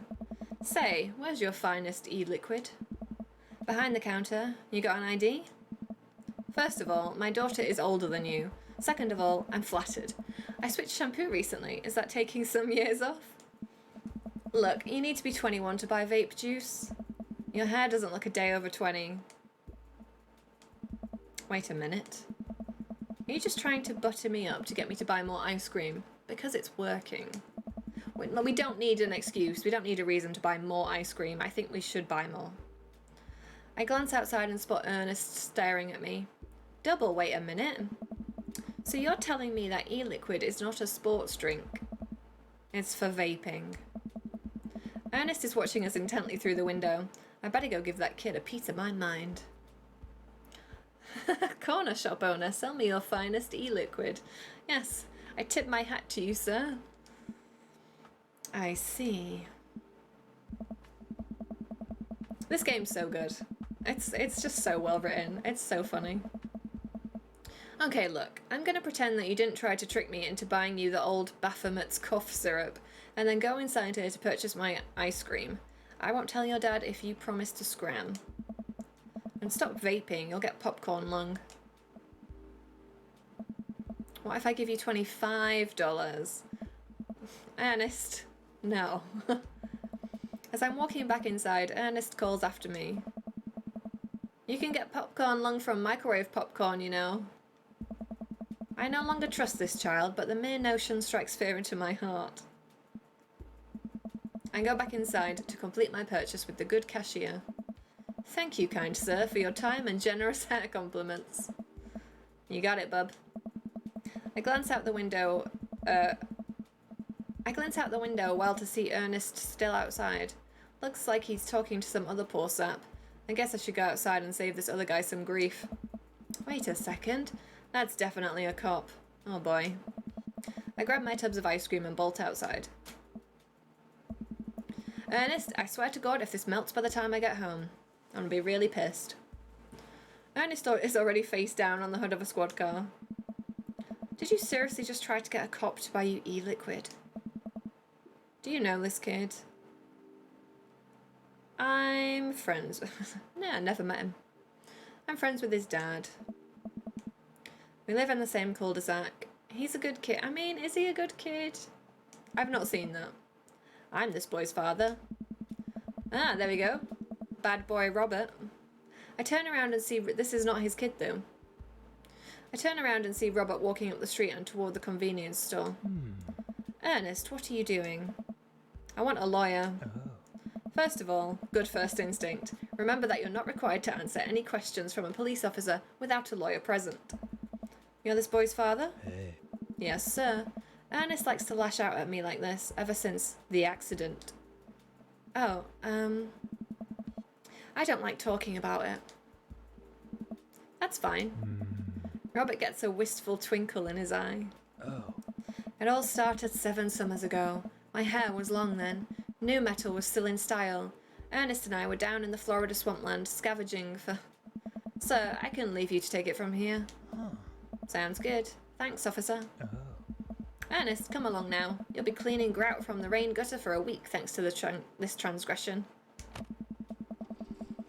The police officer gets in his car and drives off. I'm stunned by how cool Robert was just there. Thanks. I want to say Richard. Ouch. Don't mention it, Hemingway. Got in trouble plenty of times in my life. Just trying to do my good deed for the day. Will you buy me e-liquid if I give you $20? Child, I will end you. Hey, will you walk Ernest home with me? Sure. Oh. Ernest runs ahead, presumably so he won't be seen with us, which is a thing I think kids do. He reminds me a lot of myself when I was his age. Oh? Well, maybe I wasn't as dumb. Seems like he tortures his dad. Hey. Seems like he tortures just about everybody. He even stole your wallet. What? No, he did. I packed my back pocket. I packed the rest of my I packed the rest of my pockets. He stole my wallet. Why are you doing this to yourself? What? Oh. Robert points at my tubs of ice cream. One of them's for Amanda. Hey. I have no qualms with the quantity of ice cream you've purchased. It's a perfectly respectable amount of ice cream. It's the quality I'm talking about. You work hard. You're a good dad. Don't you think you deserve top shelf ice cream? But these were on sale. If you're gonna treat yourself, go big or go home. Real vanilla bean, real pistachio. You deserve it. Oh. We arrive at the cul-de-sac and Ernest runs into his home. That boy is the reason why we don't have prizes and cereal anymore. Oh. Catch you around. Robert tosses me my wallet. I catch it with a surprised look on my face. I stole it back. Keep it in your front pocket or use a chain like back in your Scar days. Smell you later. Hey Jones, how are you? Good morning. See ya. I go back inside my home, ready to spend the rest of the night with 2 tubs of ice cream and also Amanda. Sleepy. Yeah. Welcome. That's about You've that's got good. dads. That's par for the course. It's early. Okay, we could go on a date with Robert now. But I don't remember what Joseph's... I'm kind of intrigued by Joseph.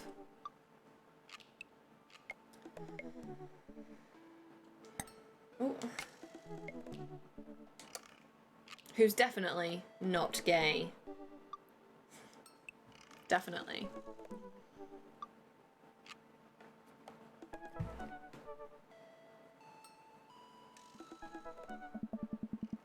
His family's a little weird, but Joseph seems cool. I should take him up on his offer to hang out. Wait, how do I hang out with a priest? I don't go to church. Should I be Jesus-y? I imagine Joseph's family staring at me as I fumble through some sort of prayer attempt. Maybe not too Jesus-y. A light smattering of Jesus. Will he want me to pray? Is he going to pray at me? Do I have to pray at him? Talking to Joseph, huh? Yeah. Amanda, how many times have I told you not to sneak up on me like that? I selectively ignore it every time you do, Pops. Amanda looks over my shoulder at the screen. Joseph can't read your mind, you know. If you want to talk, just message him. Hey Ozita, how are you? Good afternoon. How you doing? But I've never been friends with a priest before. What do I talk about? My favourite Bible passages? Ice cream socials? Car keys? Yeah. First of all, he's a youth minister with a tattoo, not a priest. There's a difference. Dad. You're overthinking it, Dad. Listen, just put it like this. Oh. Hello, neighbour. Thanks again for the invite to the barbecue. I'd love to hang out soon if you're not too busy. Oh good, I like Butter's piercing. Yeah, he's got like the dual... I was going to say it's a lip piercing, but it's not, is it? It's like on the chin. I don't know what you call this. There's probably a proper term for having piercings here. But I don't know what that is, because I'm not cool. Snake bites, there we go. Teeny with the knowledge in chat. Thank you, Teeny. Snake bites. That's cool, that sounds cool. That's better than what I said, which was like a chin piercing. There, Teeny's cool. I don't know what it's called. Snake bites, yeah. Yeah, I thought we'd go for something a bit fun and different. Fine, fine. Give me the keyboard. I got this. Amanda focuses on the keys. Hi, Joseph. It was great meeting you and your family. I'm still new around here, so if you'd like, I'd love to hang out and get to know you. See ya. The smiley is a nice touch. Almost immediately, I receive a response. Yeah, so you got a Mr. Goody Two-Shoes bad boy mix vibe there. I like it. Yeah, he's wearing a suit. You know, he's looking smart, but like smart casual. But also has the snake bites. So, what do you say? Hi, if you're not doing anything in a bit, the kids and I are baking treats for the church bake sale today, and we'd love to have you over. It'll be a blast, so let me know. But baking for other people, do we not get to eat the baked goods? Huh, that wasn't so bad. He uses a lot of exclamation points. I'm more concerned about him signing his name with a tilde. I'm willing to let it slide this time. I respond back. Sounds like fun. Great, come on by the house as soon as you're ready. We'll be there. Well, guess I'm doing this. Save a brownie for me? Promise you won't sneak up on me anymore. Amanda stares at me, unblinking. I don't make promises I can't keep. Real to a fault, Pops. Oh. And Dad, please don't be weird about the religion thing. Me? Weird? Never. Is this the playthrough where you use that venom on all of the daddies at once, hence the snake bites? Do you know, I haven't selected my favourite daddy yet. I've been going on a date with everybody. So we've just got Joseph and Robert, and then we've dated everybody. We dated everybody once. So I haven't picked a favourite this playthrough. We're just playing the field. I make the short walk over to Joseph's place. Don't be weird. But what if they hang up a bunch of crosses? Or collect those little porcelain babies? What if they're all... Oh, you mean like porcelain babies, like cherubs? What if they're all praying? Do they pray before dinner? During dinner? Over the porcelain babies? The door begins to creak open, a shadowy figure obscured on the other side. Who's there? Butter? The door opens the rest of the way. It's Joseph's eldest. What's his name? Hey. Hey. Christian. It's Chris. Ah, Chris, right. Hi again. I'm Butter. I know what your name is. Oh yeah, we met at the barbecue. How's the, Please don't say it. Jesus. How's Jesus? Chris blinks slowly. Maybe he didn't hear that. You're weird. Is your dad... Before I finish, Chris walks into an adjacent room, leaving me in front of the open doorway. Home? This was a great first impression. For a moment, I wonder if I should just go in, further subjecting Joseph's family to my winning attitude and artful charisma. Mercifully, Joseph, he peeks his head around the corner. You made it. Joseph approaches with his arms wide. I'm so glad you could come by. Are you ready to bake? I am not. I'm as ready as I'll ever be.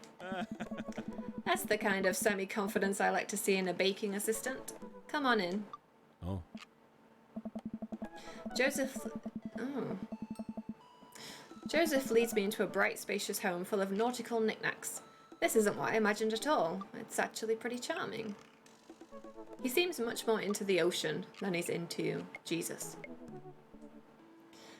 Bake with butter. I see what you did there. Intentional, of course. Yeah. It's nice. It's... Oh. I believe you've met Chris, who left you outside. Jesus. Yes, nice. The fusion of Jesus and the sea. Jesus. Ooh, Chris. oh. Are you going to apologise? Oh, right, sorry. I try to make eye contact with Chris, but he keeps looking away. He must be really shy. It's alright, next time just be a little more inviting to our guests, okay? Sure. Chris seems to relish the chance to escape the conversation and quickly vanishes into his room. Joseph turns to me apologetically. Don't take it personally. Chris likes to keep to himself. I mean, we didn't start off on the best foot in the world. Plus, being the eldest in a big family can't be easy. Oh. We try to cut him a little slack where we can. Ah, and here are the twins. Christian, Christy, say hello to Butter. Hello, Father. Hello, Butter. I don't know why, but I just... Even though this is, like, in America, I feel like they just have to have this weird, creepy, like, British accent. Kids, come on. Dial it back on the creepy twin shtick. Creepy twin shtick? We should get baking.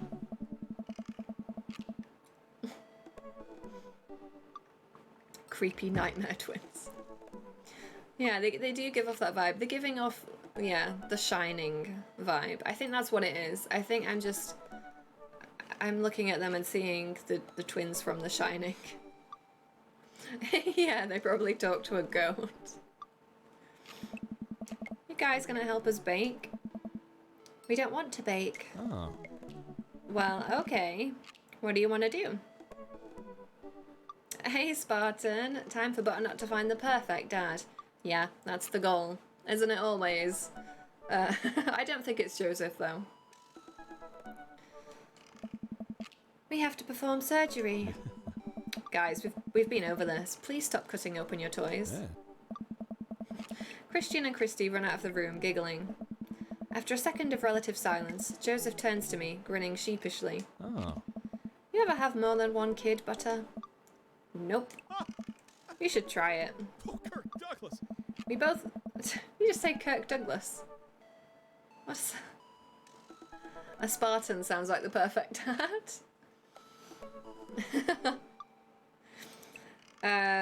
We both start to laugh, but are interrupted by a loud crash from the kitchen. What now? That doesn't sound good. Christy? No one responds. Joseph furrows his brow and motions for me to stay where I am. Yeah. Wait here a minute. Joseph rushes into the kitchen. I remember this with Amanda.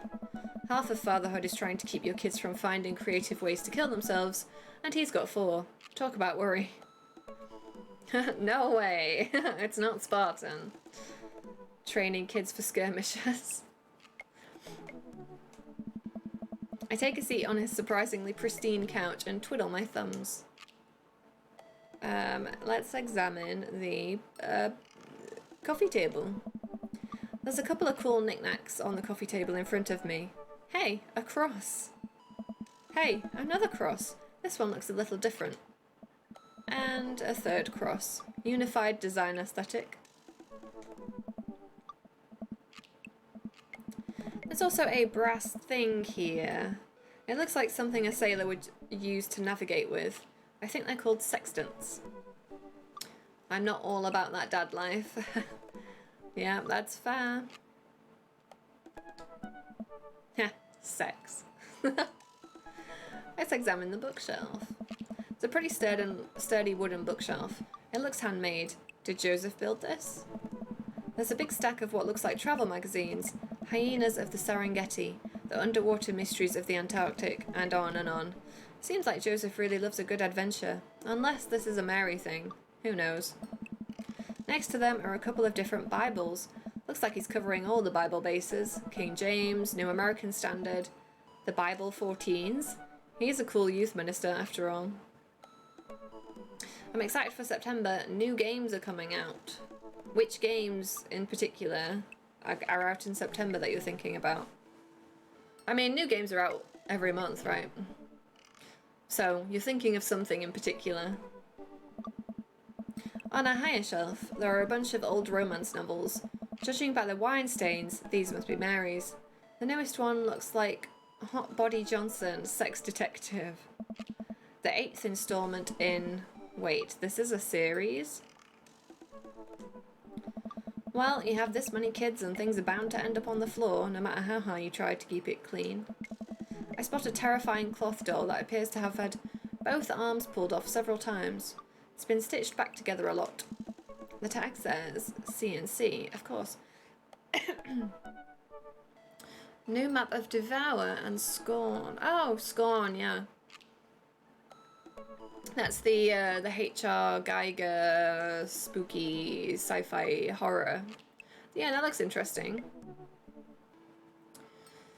Devour. I have yet to play Devour. I do own it, though. I do own Devour. Just never tried it.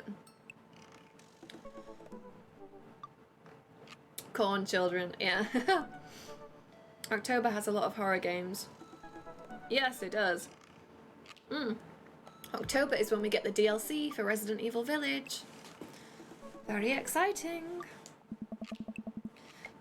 I set that down and spot a houseplant. Hey, little guy. Keep being you, tiny houseplant. I spot one last thing on the floor next to the houseplant. It's a silver necklace. Wow, this looks expensive for something casually tossed on the floor. If there's a story here, it's none of my business. It's been a while. I guess I should go in the kitchen and see what's up. I walk into the kitchen to find Joseph holding Christy in one arm.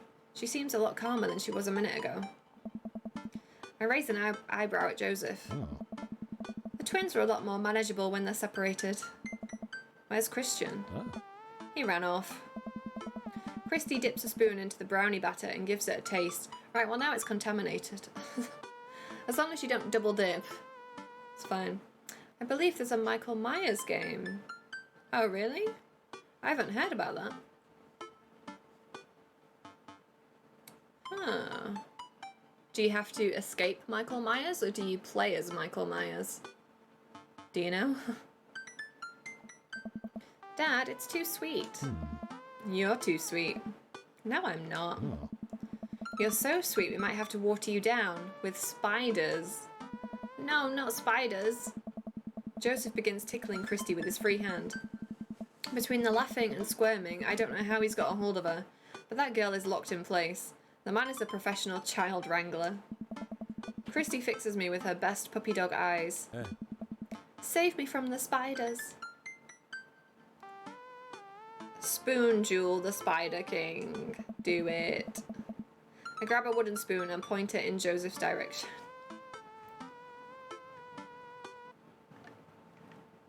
In the trailer, you play as a kid and you see or hear gunshots and screams by neighbors.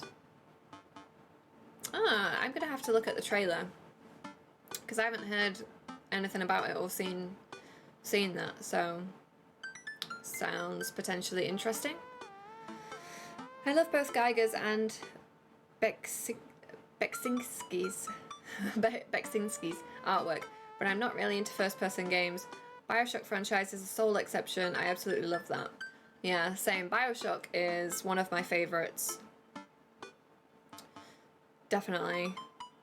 I know what you mean. I'm not always into first-person perspective games, but yeah, Bioshock is special.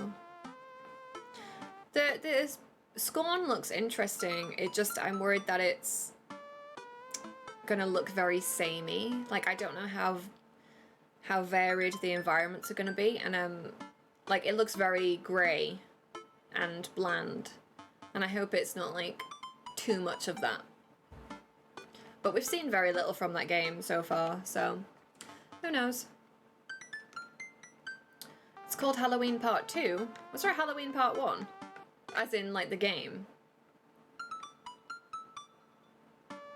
But I guess if someone plays Scorn for me, I'm good. There's a movie called Halloween Ends. Oh, right, yeah, because they can't leave Halloween alone. They won't let it die. Just like Michael Myers, they will not let it die. I haven't actually seen the new Halloween movie. Is it? Is that Halloween Ends? I think that recently came out, right? Or Halloween Kills. Halloween Kills, I think, is the new one. I haven't seen that one yet. But they haven't been good in a long time. Yeah, there's that danger. 100% that's where I'm at with Scorn. Yeah, based on, like, the trailer and the gameplay footage, like, it looks interesting, but it all looks the same. Like, it all looks very much like you're gonna get bored of this very quickly.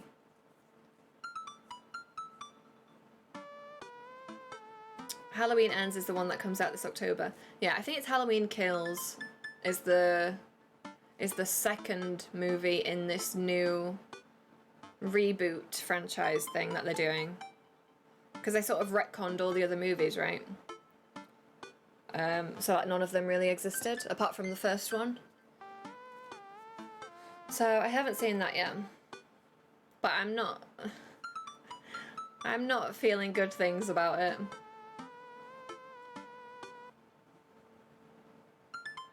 Because it's very tricky. Where do you go with it?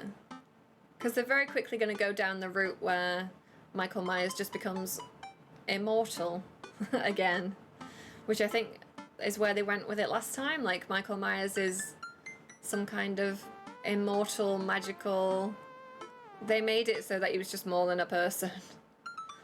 So... My big baddie from the 80s would always be Freddy. Not really much into Myers or Jason. I like Friday the 13th. I do really like Friday the 13th movies because they're like really, well, as they go on they get super corny and like tongue-in-cheek. I mean, I suppose they always were to some extent, but they are really fun. Halloween is okay. Nightmare on Elm Street, I think I've only seen the first one actually. I've seen the first one and then I've seen Freddy vs. Jason, which is obviously terrible. The classics are the best. Michael Myers might finally die. It seems unlikely because they don't want to kill a franchise, but I kind of hope so. He just becomes William Shatner. Oh my god, that would be such a cool... Imagine that twist. If he pulls off his William Shatner mask and it's just William Shatner underneath. Ah, what an end to a franchise. I grab a wooden spoon and point it in Joseph's direction. Unhand her, foul beast. Oh. Okay, let's see what you've got. Actually, I have the little Freddy... Not Freddy. I have the Jason Funko Pop. The little Jason Funko.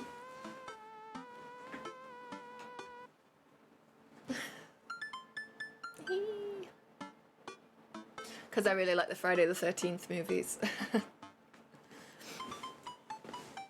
They might make him a daddy one day and have Myers Jr. be the new star. Twist. That would be interesting. You may have defeated me at Tarantula Ridge, but now I have the upper hand. I know. It's so... Because he's like...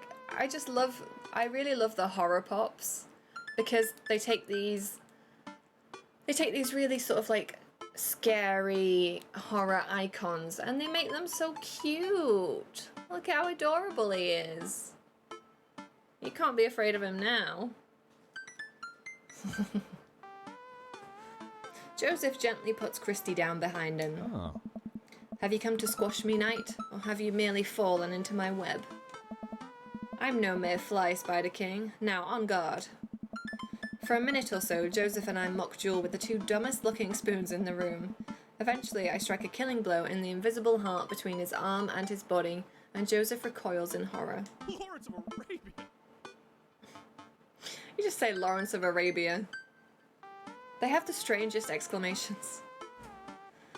Ah, look at this daddy. Blast, I am defeated. You can never best me, Spider King, for I have the power of... I sneak a taste from the brownie batter. The magic... Oh man, that is way too sweet. Right. Christy begins jumping up and down excitedly. My hero. Christy hugs my leg before making a surprisingly fast exit. Yeah. Hey, wait, do you want to bake brownies with us? Christy hesitates, then shakes her head no again. Sparkle pony. Sparkle pony? Joseph looks confused. You don't want to bake with Dad now? You want to play with Sparkle pony? Yes. Okay, go. Before Joseph can even finish his sentence, Christy is out the door and down the hall. Ahead. Thing is, we don't want to bake brownies with Dad. We just want to eat the brownies when they're done. Oh. Joseph sighs deeply as he stares into the chocolate batter. He tastes it again, face twisting. And that is still way too sweet. So what made that crash? Right. Egg beaters on linoleum floor. Oh. It's my new techno single. Still haven't thought of a B-side. Now we're both looking into the batter. It's got a sickly sheen of sugar and chocolate candies throughout, and I have a feeling Christy had something to do with it. Oh. We want Daddy to be the brownie. Just bake him straight in there.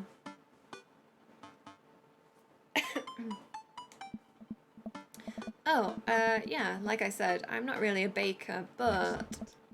Don't even sweat it. The bag came with instructions that have mysteriously vanished along with my daughter, so we'll probably be fine. Probably. Yeah. Yeah. He certainly looks confident. Alright, you've baked a cake from a box before, once. How hard could this be? Now grab a spoon and get ready to rock. Mario Batali, save me.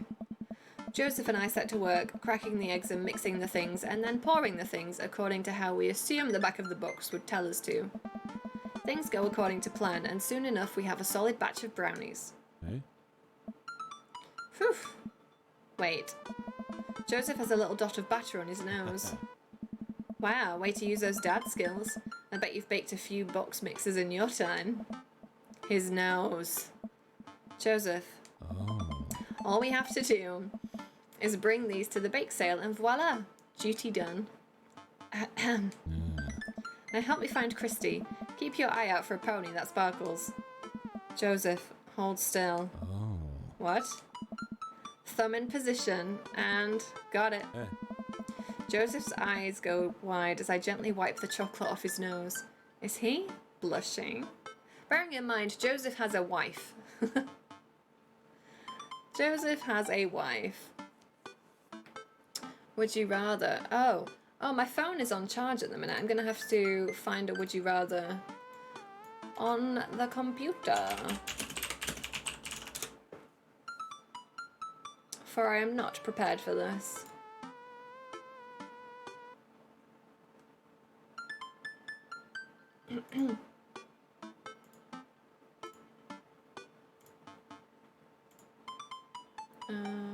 Hello?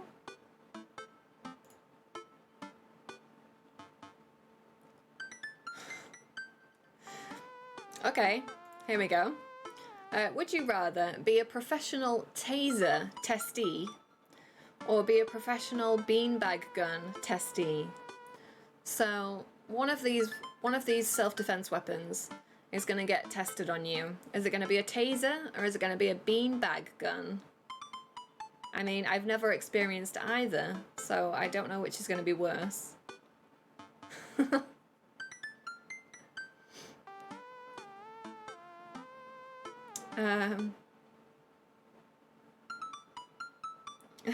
Never stopped anyone before.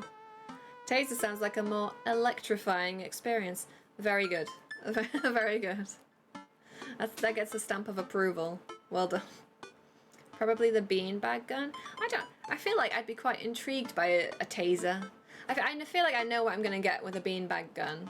That's just gonna bruise. That's gonna hurt like shit. Actually, I imagine a beanbag gun is kind of similar, well, but worse than a paintball. I've been shot by a paintball at close range, like really close range, and it fucking hurts. So I feel like that's just gonna be pain. But I think having a taser shot at you, I don't know. I can't really imagine what that's gonna be. I don't know what it feels like to be electrocuted, so I'm gonna go with taser. I think just my curiosity is gonna get the better of me there. Which pain would last the longest? I reckon a beanbag gun, because I think you get those big welts, like the big bruising and the big welts. I feel like once you've been tased, it's probably over, right? It probably doesn't last too long. I've no idea. Taser could stop your heart. Could it? Only if you get shot, like, in the heart, though. Like, it's unlikely. Or if you've got an underlying condition, I guess, or a pacemaker, maybe. Otherwise, they wouldn't use it, surely. Taser runs the risk of way more health problems. The shot goes through your entire body, that's the biggest catch. Bullet pain is local. I'm still gonna go with it. I'm still gonna get tasered. I'm gonna go for it.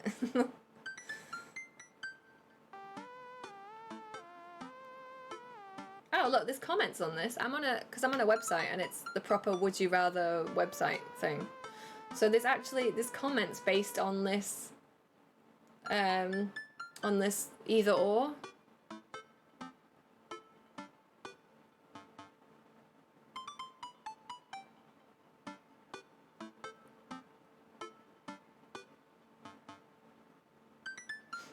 These are some very violent comments.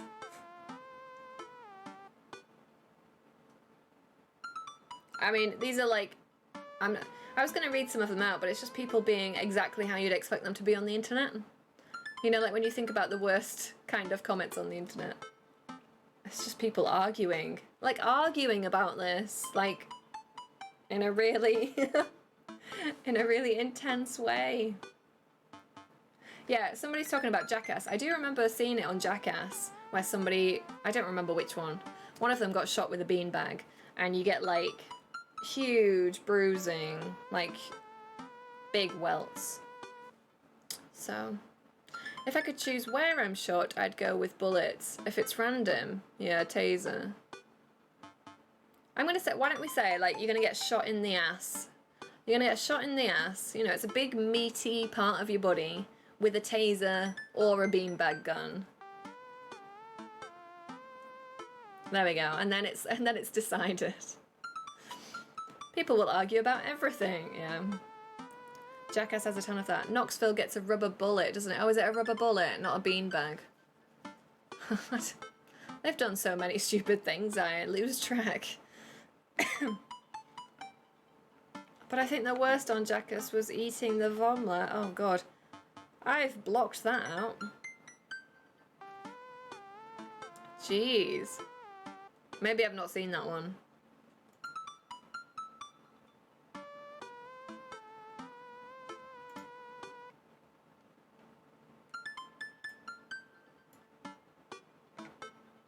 What is this clip? Oh, is this where he gets shot? Can I? Oh, it's lots of rubber bullets. Okay. I'm skipping through this clip.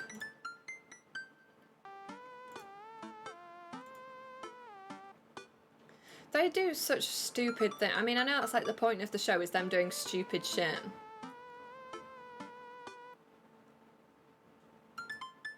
But like, it's a wonder that... I don't know. It's a wonder that they've not been certified, honestly. Like, how have they not actually been taken and put into an institution somewhere? Because they're a harm to themselves. Oh wow, it's actually drawn blood. These rubber bullets are actually drawing blood. Damn. Yeah, I'm still gonna pick Taser. It's the curiosity in me. It's really gross. They get paid millions of dollars, that's why. Yeah, I know. Who knew? I'm so stupid. A stupidity certification.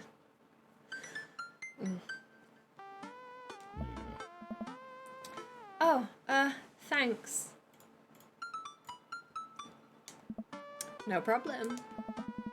In less than a second, I've licked the batter off my finger. It's really good batter. We're licking Joseph's batter. Would you get a rubber bullet shot at you for 1 million? Yeah, of course I would. In a second.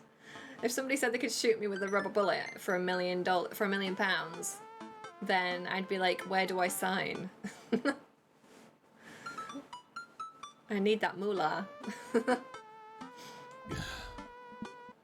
We should find Christy. Would you? Yeah, £1 million, easy money. Yeah, I guess as long as they don't shoot me in the face, because I don't want to like have my eyeball exploded or like lose a tooth. You know, any sort of like serious long-term damage. But I guess anywhere else is okay. Joseph quickly composes himself. Alright, she can't be far. You take the Delta position and I'll watch your 6. Do you even know what that means? Yeah. Alpha Tango Sparkle, Roger Roger. Joseph starts making his way down the hall and calls back to me. Take the brownies and the rest of the stuff I baked earlier today while I get Christy. We'll meet you out by the car. Yeah. Joseph, Christy and I arrive at the church parking lot to find fold-out tables and pop-up tents already set up. Looks like the bake sale is already in full swing. Oh, this looks good.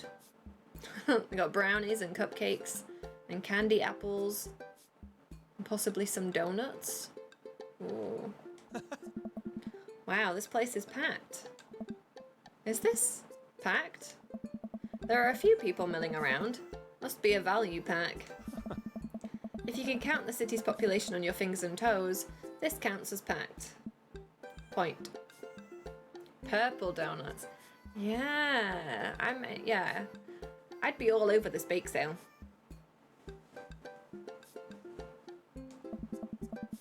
Because it's probably cheap as well, right? Like when you get bake sales for the church or schools and stuff, they normally like undercharge for their cakes. Like it's cheaper than going to the shops. Is she running on jet fuel? I want to sell brownies.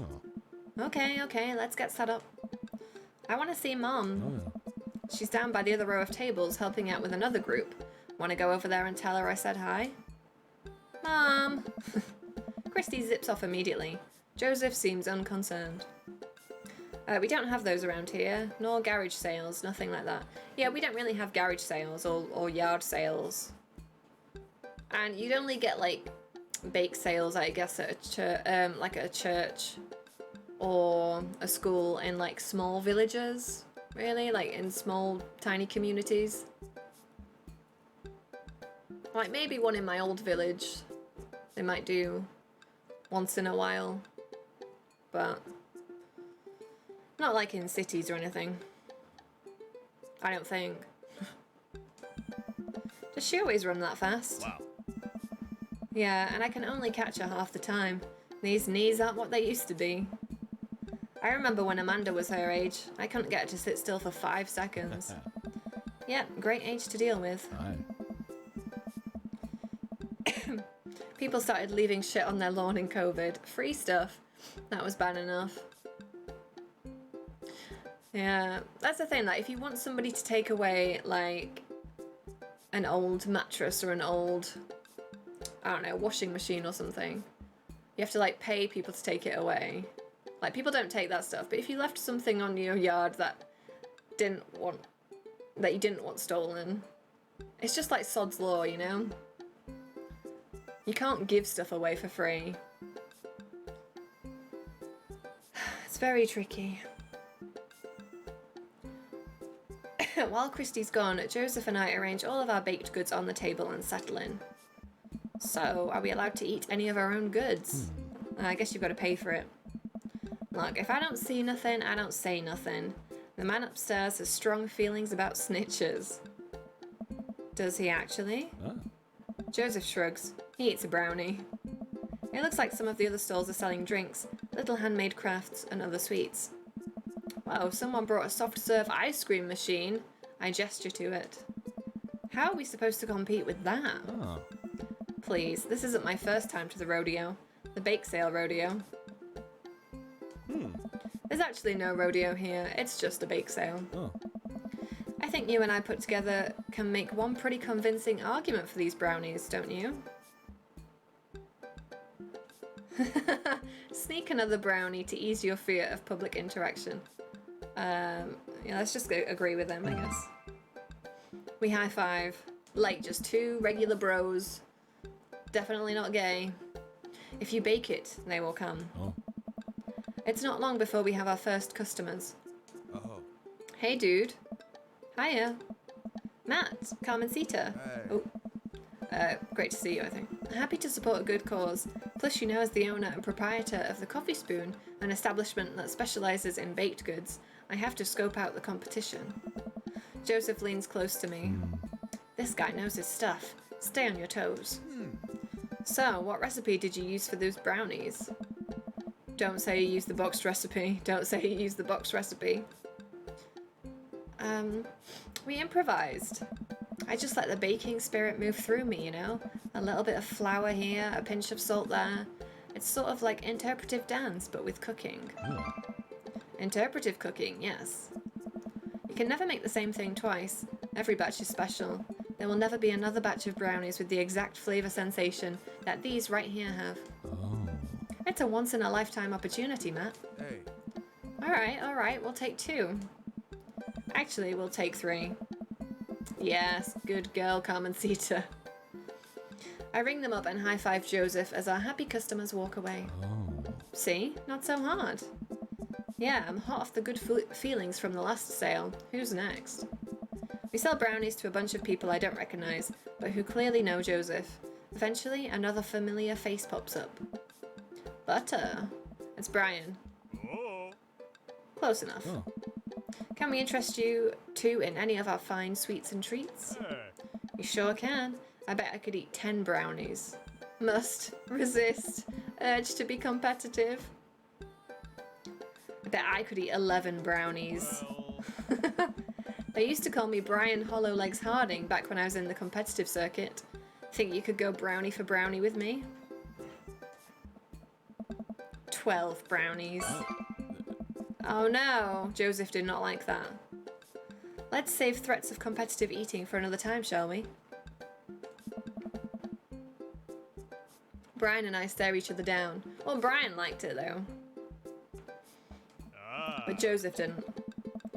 I'll just take one for myself and one for Daisy here. Coming right up. You're excited for youth group movie night, Daisy? Yeah, what's the movie? It's a surprise. Joseph leans over to me. Right. It's The Fast and the Furious. Really? Yeah. If you think about it, there's some heavy religious undertones. Joseph hands a baggie to Daisy. Oh. I made sure to give you guys the edges. Oh, the edges. I love the edge pieces of like anything, because you get the nice crust. Clearly the superior part of the brownie topography. Thanks, Joseph. Our 2 customers walk off with their purchases. Joseph and I survey our stock. Yeah. These are selling pretty hot. At this rate, we'll have enough money to pay for a new paint job on the church pews in no time. Wait, what happened to the pews? Ernest spray painted his rapper alias onto them. Young Steinberg. I would have gone for Young Man in the Sea, but I can respect that. Speaking in ministerial terms, Ernest is hard to reach. In father terms, Ernest is kind of a turd. Damn, Joseph. Look at him dunking on other people's kids like this. Being a cool youth minister seems like a lot of work. It is, but it's worth it. Although, sometimes I wish... Never mind. What? It's kind of silly, but... Do you ever wish you could just drop everything and go lounge around on a beach somewhere in the tropics, drink fruity blended beverages, fall asleep on a hammock? You know, basically live out a Jimmy Buffett song. Joseph, I think about this every single day of my life. My dream is to live in Margaritaville. One day, my friend, one day we'll be on island time. We make a couple more sales to some more church patrons. Everything seems to be going smoothly. Off in the distance, I spot my old buddy Craig. Oh. He's going to be a hard sell. Craig's a fitness man. I think he comes to these bake sales to test himself, to see if he has the resolve to refuse processed sugar. Don't resist, Craig. Don't resist. Are you sure you're ready for this? We go way back. I got this. Oh. Craig jogs up to our table with Briar and Hazel in tow. They're each finishing an ice cream cone, so it's unlikely we're going to sell them on brownies too. Probably won't be able to sell to the baby. She's impossible to read. It all comes down to Craig. Hey, bros. Hi, Uncle Joseph. Hi, Amanda's dad. Would you be interested in one of our delicious homemade brownies? I don't know.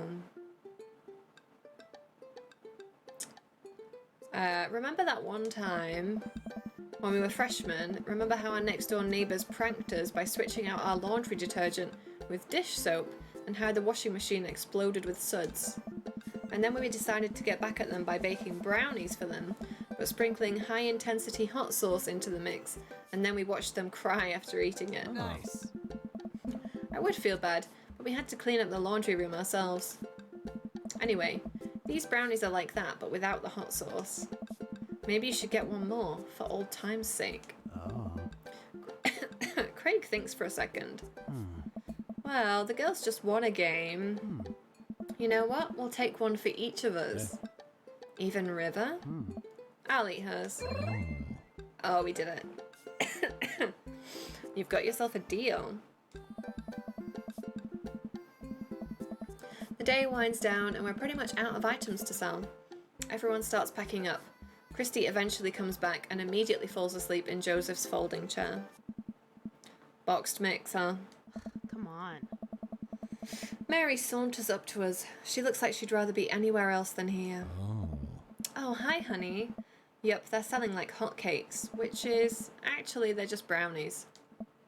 Cute. Oh my. And boring. And safe. Hey, Mary. Mary's eyes dart over to me. What's the rookie doing here? I was just hoping to introduce Butter to the rest of the community. Ah. Uh-huh. You get a load of this freak show? What? Weird folk is all. Holier than thou types. Ah. Don't you think? Yeah. Mary? Ugh. Let the kid answer the question.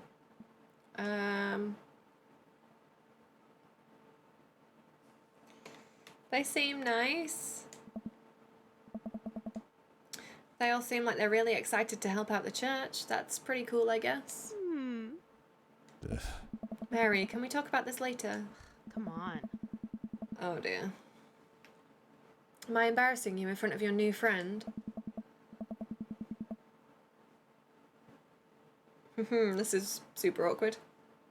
I wish I had more brownies. Joseph doesn't respond, trying his hardest to keep his cool. Can we please talk about this later?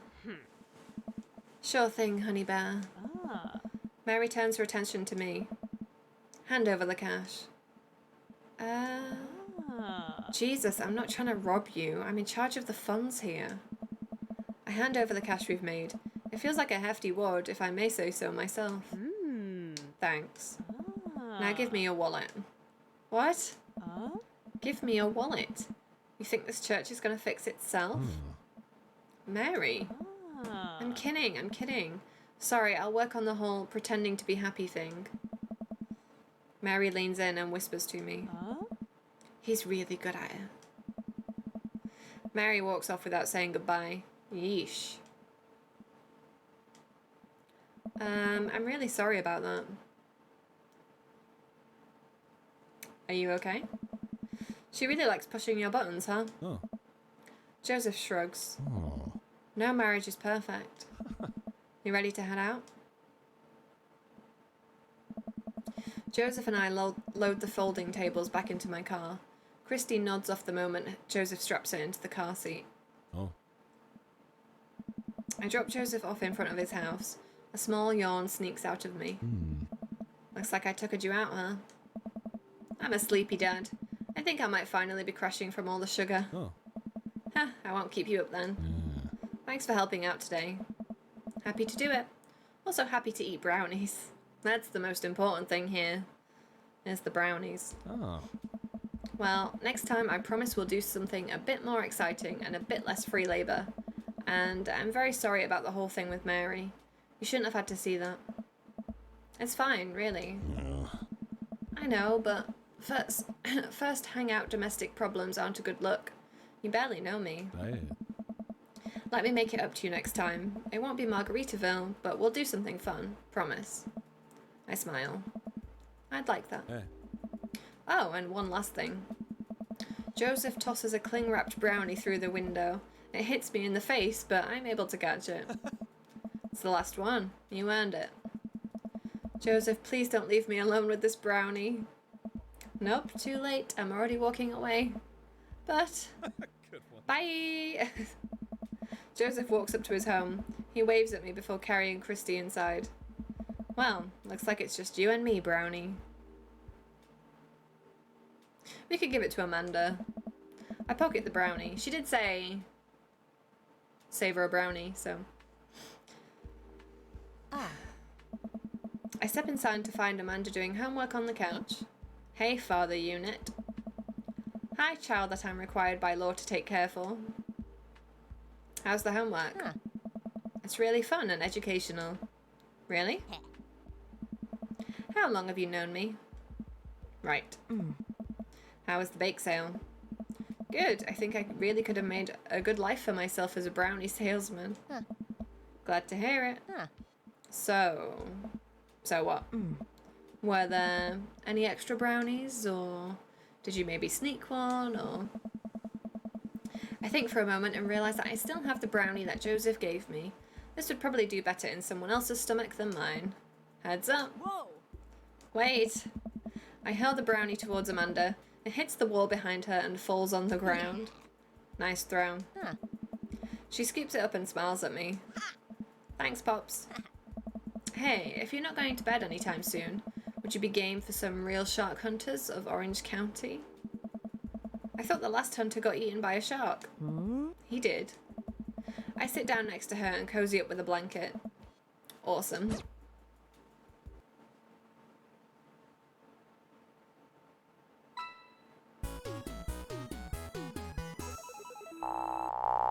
Oh, we got lots of temptation in there.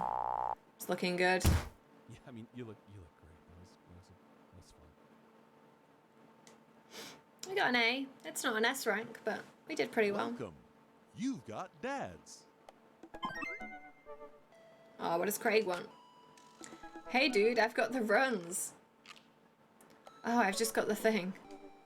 I'll head to the store and grab you a real chunky milkshake, cherry licorice, and a book of word jumbles that I find helpful in strenuous times such as these. What? Wouldn't that make it... Yeah, that sounds terrible. A chunky milkshake and cherry licorice is not helpful. Oh, it's not for the diarrhea. Milkshakes are just comforting. Wait, why are we talking about this? By I've got the runs, I meant that I feel like running. Wanna wanna come with me to the gym? Why do I feel less excited about that than getting you home remedies for diarrhea? Come on, man, it'll be fun. You know what? Sure. When are we doing this? There's 30 more minutes left in this meat hell marathon. I'm outside right now. Oh god, I'm warming up. Okay, okay.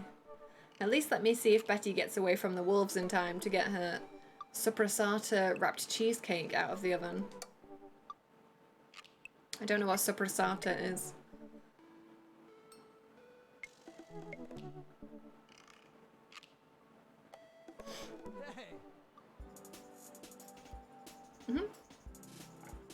The gym just installed these new virtual jogging treadmills. We'll feel like we're running outdoors.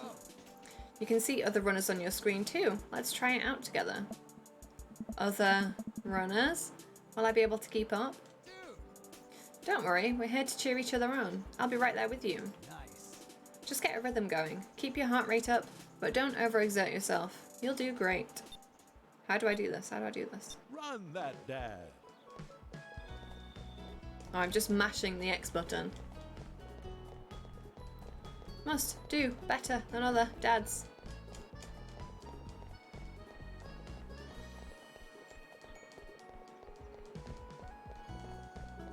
Dude! Oh, we're in a rhythm now. We've got that aubergine. We hit a groove, I guess.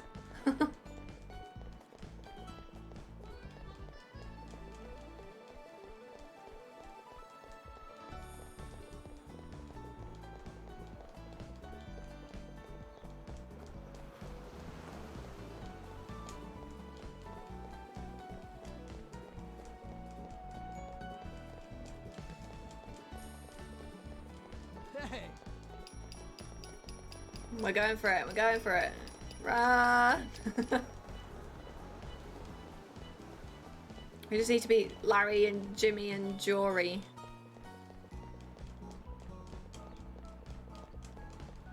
Because we're not going to beat Craig. It's just not happening.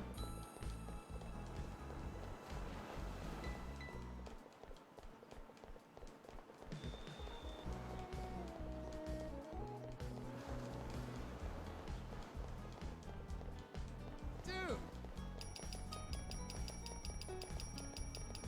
Wait, what's this? It's a jogging mini game. We've gone to the gym with Craig, and we've got a little mini game. So, I was away for a bit, and now, yeah, this game, I think on most dates you go on, most dates have little mini games, I think, from what I remember. And they're quite varied normally. Hey! How long does this go on for?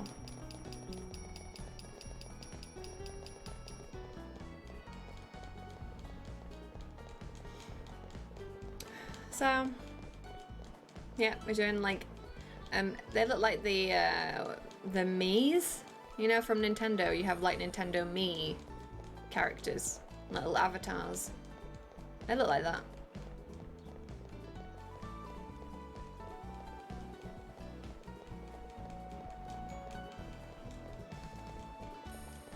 Hey! Here we go, we're at the end. Oh, there's cake at the end. God. Did we do good? S++, personal best. Way to go.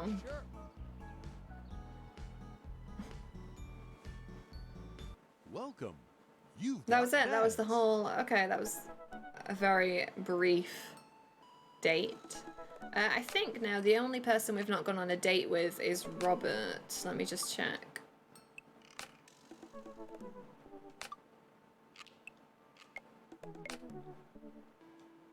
Yeah.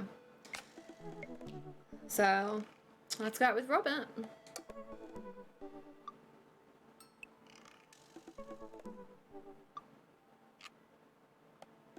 You know what though, I do need the bathroom.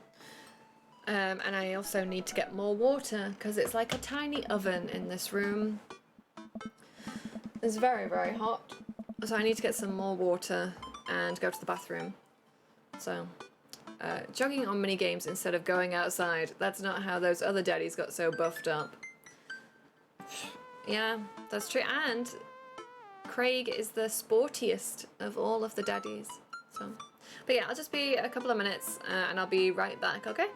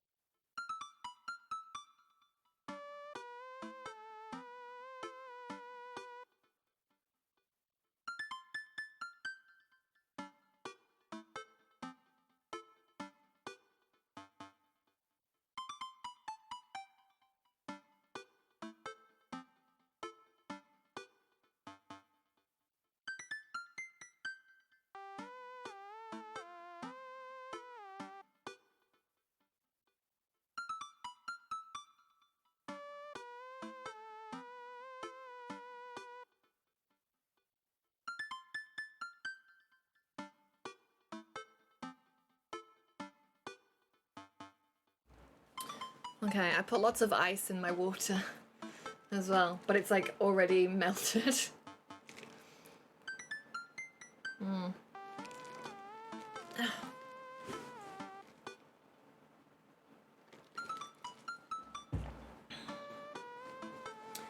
Okay, Robert was pretty nice, a little odd but nice, and ruggedly handsome. We should hang out. I type out a message to him on Dadbook. How hot is it over there? Oh, it's currently 32 degrees. 32, which for the UK is very hot, and it's very, the air is very thick as well. It's very still. It's not that windy today, so yeah. It's quite hot. So yeah, trying to get to sleep tonight in this weather is going to be not fun. It's gonna be very uncomfortable, I think.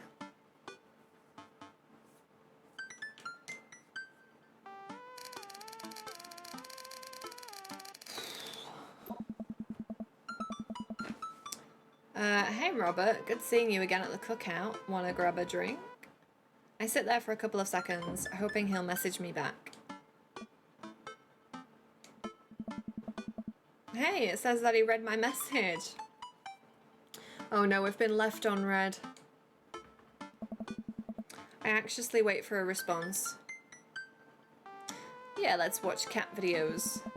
I start down a rabbit hole of cat videos and Robert quickly vanishes from my mind. I didn't realise how long I'd been doing this. But by the time I watched maybe my 30th cat video, Robert pops back up into my head. I jump back over to Dadbook to see if he's responded yet. No? Well, I guess the guy's busy. I might as well make the best of my day. Robert's so, like, aloof. I get up, walk to the living room, and then sit down and turn on the TV. Game show. Oof, Family Fortune's on. Alright, Nicole, your parents are in the lead and it's up to you to win big. Are you ready? I'm ready. I hook the contestant up to a lie detector in front of her parents. Who is your favourite parent? My mom? Ooh, sorry, incorrect. Next question. If both of your parents were hanging off the edge of a cliff, which would you save? Nicole is gonna bust it. Oh god, is this worth the money? This is terrible. I love it. I lose several hours to whatever the hell that was. Sighing, I get up and walk around the house. My stomach grumbles. Time for lunch, huh? Well, I guess it's time for old Chef Nut to cook a gourmet delicacy. I walk over to the refrigerator and open the door. Make a sandwich. I make a sandwich in its entirety while standing there. Who needs plates? The Standwich. Very nice. A lost art. I admire my work for a second before I clumsily drop the entire thing on the floor. No. I look around and remember that Amanda's not home. This is still good. 5-second rule, right? I reassemble my sandwich, peeling pickles off the floor and putting them back where they belong, in my mouth. No, you can't do that. There's a rule. It's not just the 5-second rule, it's whether the thing that you drop on the floor is wet or not. Like pickles that have been in a jar, they're going to be wet, which means when you drop them on the floor, all the like any dust or like tiny little crumbs or anything are going to stick to the pickle. But if the food is dry and you drop it on the floor, that's acceptable. You can't pick up wet foods and then eat them. Them's the rules. Wait, I'm a wreck. I finish my snack and walk around the house some more, bored. When's Amanda coming home? Oh, I just remembered something. When we were packing up the old house, we found an old basketball hoop that would hang off a door. It would really bring the living room together. I wonder where I put that. Hang on. The door to the room is rattling because I've got windows open. And like the draft is like making the door rattle. So I just need to like jam it or something.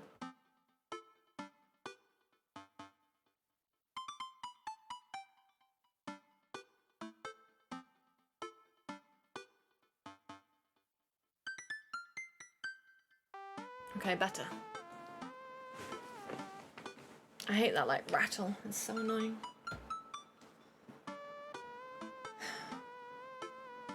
After installing it above one of the doors in the living room, I'm ready to dunk. Come on and slam. I take a leap from the free throw line and rocket that sucker down the net. The crowd goes wild. And welcome to the jam. I pull up from the three-point line, breaking ankles and sinking a fadeaway.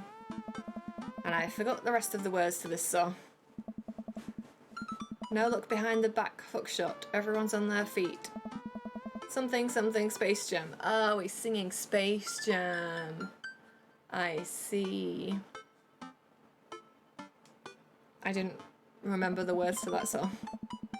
I managed to just barely defeat myself at horse before Amanda comes home, then we cook dinner together. We're proud of ourselves for not even coming close to burning down the house. Afterward, Amanda and I dig into a carton of ice cream over an episode of Chopped, Toddler Tournament. What you have in front of you is a molecularly deconstructed sweet potato with a brown sugar demi-glace, with creme fraiche, of course. This is literally a jar of baby food. The toddler immediately burst into tears. Are we bad people for watching this? Yes. After a few more episodes, Amanda goes to bed. I check my computer one last time. Still nothing from Robert. But it says he read my message. Is he ignoring me? Eventually, I climb into bed to get some rest, but I just can't stop wondering why why Robert won't message me back. Denied. Oh. That was the date with Robert. I think this is because we slept with him. I think maybe if you don't sleep with him when you have the opportunity to, like on that very first night, I think maybe you get to go on a date with him. But I think because we did sleep with him, he's like blowing us off. I think. Wow. Welcome. You've got dads. Well, that was a bust. Hello, Amanda's dad. It's me, your friend Craig, who loves sports. I have nice and smart children who are good at computers. Ah, man, great to hear from you, buddy. What's up? I'm still strong. Strong. I'm strong. Ha, don't I know it. Say, I've been reading up about whey protein. You use that at all? I figure it'd help me develop a bit more muscle. Yes, I know what that is. My children are having a tea party and they wanted to invite Amanda, but we can't find her on here. You're also invited. Physical invitation to follow. Cool, I'd love to come. I'll let Amanda know. Thank you, Amanda's dad.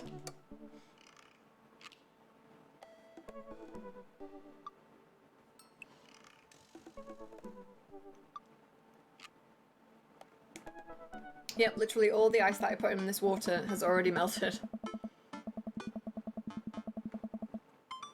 Coffee time. You know dads love coffee. Gonna brew myself something black as midnight on a moonless night. I put on a fresh pot and work on a few word jumbles while I wait for it to brew. Hey, Spartan.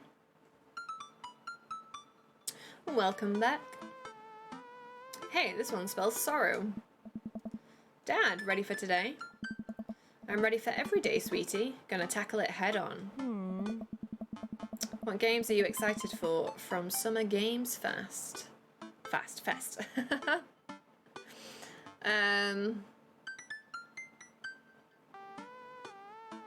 Oh, Black as Midnight on a Moonless Night. Oh, it's a Twin Peaks reference. Oh, I've never seen Twin Peaks actually.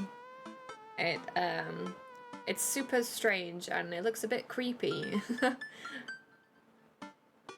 What games am I excited for? Basically, like all the wholesome games. Everything that came out of the wholesome showcase looks great. I'm obviously excited for Resident Evil 4 remake and the Resident Evil Village DLC. Super excited for that. Those are my big takeaways. And Madison looks really cool. Madison was a horror game that looks really interesting. The Callisto Protocol for me. Yeah, Starfield. Resident Evil content, Dead Space Remastered. There was a lot of space stuff, which... like the Callisto Protocol looks interesting. Yeah. I'm gonna play the Dead Space, like the first one. I haven't played Dead Space, so I'm gonna do that. The third season, which they released 26 years after the second one, is very creepy. The original's not so much. I think it's the style, because the director is... Oh my god, I can't remember the director's name now. Or the writer. What is his name? The Twin Peaks person. David Lynch, thank you. David Lynch. David Lynch is super creepy. Like, the stuff that he does is super creepy. Like, it's just... It's not like horror, right? But there's just something very disturbing about it. It's like very unsettling. And that kind of style really creeps me out. Just because it's so bizarre. And you can't really make sense of any of it. And that disturbs me more than like proper horror. So you're gonna be playing the old Dead Space or waiting for the remaster? I'm gonna play the old one. I'm gonna play the original Dead Space because I think it's on Games Pass. I think it's on Xbox Games Pass. So I'm gonna play that. Get the original experience. Yeah, check it out. I still haven't played the Resident Evil remakes for 2 and 3, and I played the originals back in the day countless times, I guess. The remake for Resident Evil 2 is really, really good. I think you'll really enjoy that. The remake for Resident Evil 3 is not great, unfortunately. It's quite disappointing. I mean, it's a good game, right? If you're coming into it with no expectations, I guess, and you're playing it for the first time, it is a good game. It's a fun experience. It's very cool. But I think because I love the original so much and I had such high hopes, it was easy to be disappointed by the remake. That's all. So I set myself up for failure, I think. Oh, David Lynch is your favourite director ever. Oh, cool. Interesting. You know David Lynch does like a daily weather report or something in LA. Really? How strange. I guess he's got to keep the bills paid. Maybe it's like just pocket money. Strange. He actually incorporates part of his dreams into his movies. You can definitely tell it's very dreamlike. It's very like avant-garde dreamscapes. But there is usually a logic to it. It just takes a couple of rewatches for things to start surfacing. I've played all of them, not the remastered ones. I studied film at university, and I remember at university we looked at one of David Lynch's short films. I'm pretty sure it was David Lynch. I'm almost 100% positive it was David Lynch. And it's called like Alphabet or something. Let me just double check this. It's only like a couple of minutes and it's so fucking creepy.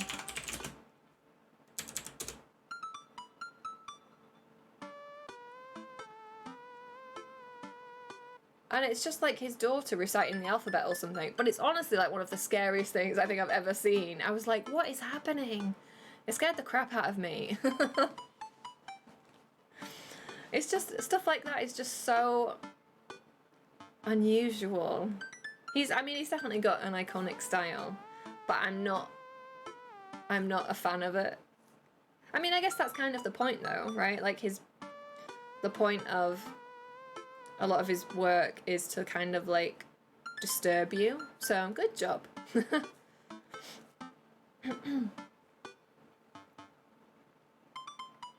Yeah, that's what I heard. They didn't make use of Nemesis as much as they should have. Yeah, more Nemesis, please. More Nemesis. And it felt very scripted.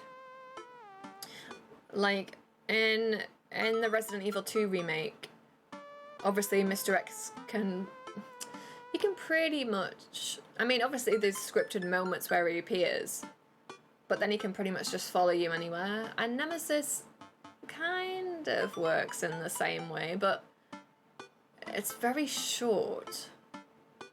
Like the amount of time where he's following you around is very brief, and it's kind of like, I don't know. And I didn't like his redesign. They redesigned Nemesis and he doesn't look as cool now. I'm a Lynchian.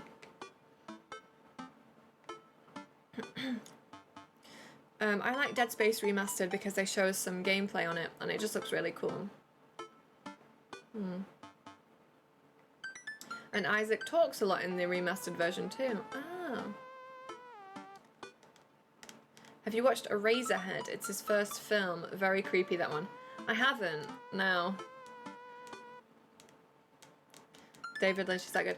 I remember I've looked at like watching movies before and I like read the synopsis and I've read in the description like, oh, it's directed by David Lynch, and I've like avoided movies because I was like, oh, it's David Lynch, it's gonna be really creepy. And it sort of puts me off because I'm like, oh, it's gonna be really weird, I don't like it.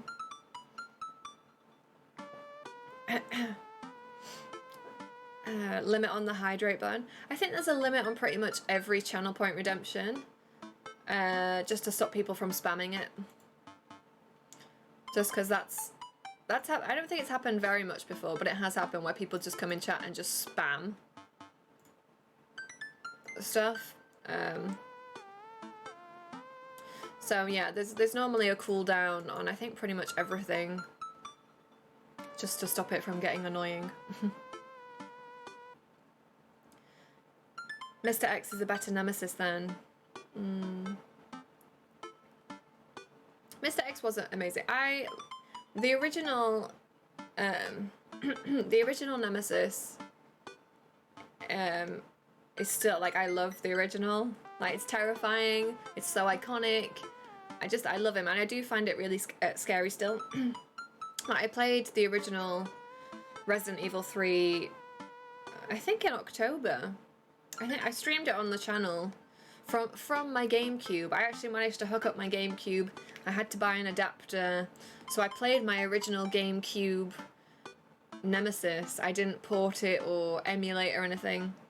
And it was still just as terrifying. It was still just as terrifying now as it was then. But I'm thinking about playing the remake, because I've only played it once when it came out. I'm thinking about streaming that, just to revisit and see how it goes, but it's not as good for me.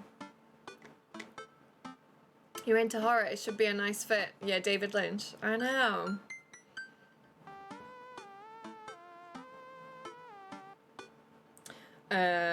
Yeah, it was fun. You spam hydrate.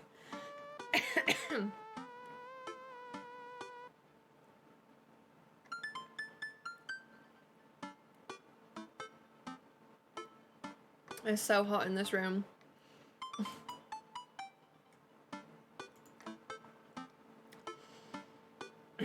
Okay.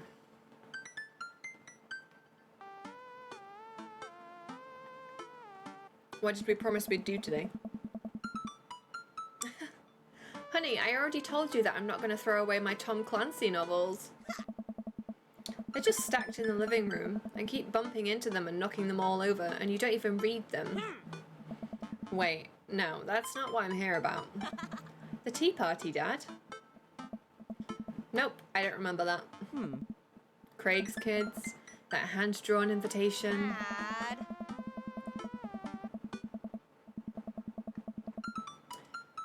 Is that a sunblocker behind you? Do you have a window there? No, I have a window here. I normally pull the blinds down, actually, to like control the light in the room. But I left it open today because it's a very nice sunny day and it's kind of sad being sat in a dark room. So I left it open. This is just a blanket. It's just a plain backdrop, basically. I think you need to switch your PS5 goal to an air conditioner goal. I've got a fan.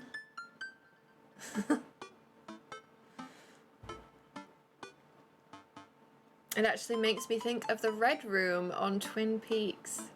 Can you even find a PS5 over there? Yeah, if you wanted to get a PS5, like they're low stock. They are low stock. But yeah, if I wanted to like actually purchase one, I could do it. So sometimes you just have to get on the website as soon as there's a stock release, like early in the morning.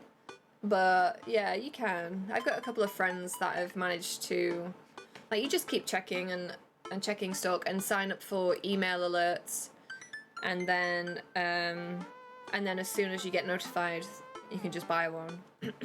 So it's still tricky, but it's possible.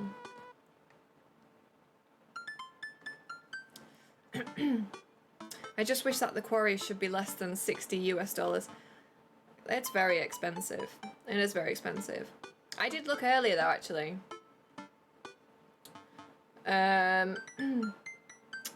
You can get a code on CD keys, which and it was like 35. And I presume this would work in America as well.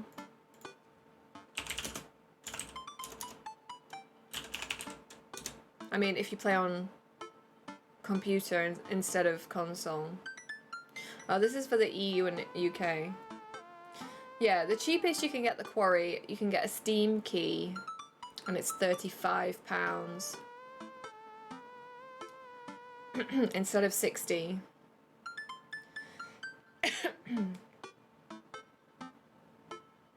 But it's very expensive. So over here it's still no stock. I have all of the alerts on and there's been nothing since January. Oh no, that sucks. That really sucks. Great game, it's just why is it expensive? I didn't play Until Dawn, got sidetracked at the time and never went back to check on it.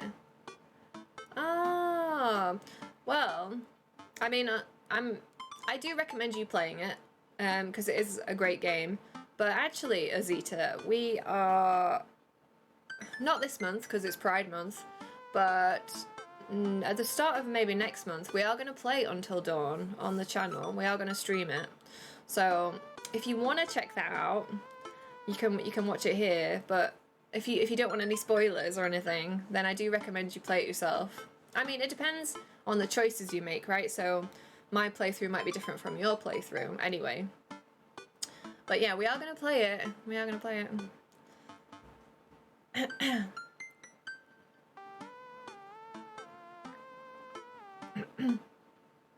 Have you purchased the quarry yet?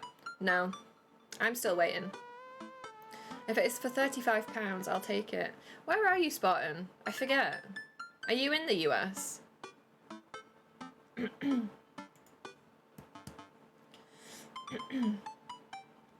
I think because I like slept with the fan on a little bit last night, and I've got the fan on now. It really like dries out your sinuses, and I end up getting like really like a sore throat. Oh, you're in the US. Okay. I don't know if it would work. I don't know if CD keys. I mean, it specifically says. I thought Steam keys were universal, but this specifies like EU and the UK. But yeah. Unless there's one for like. Unless this one works for all regions. This is 40.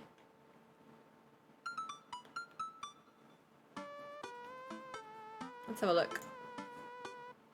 Maybe this is right.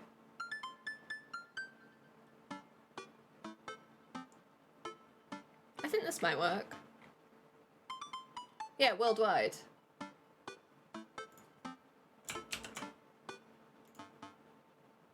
Have you played it, Spartan?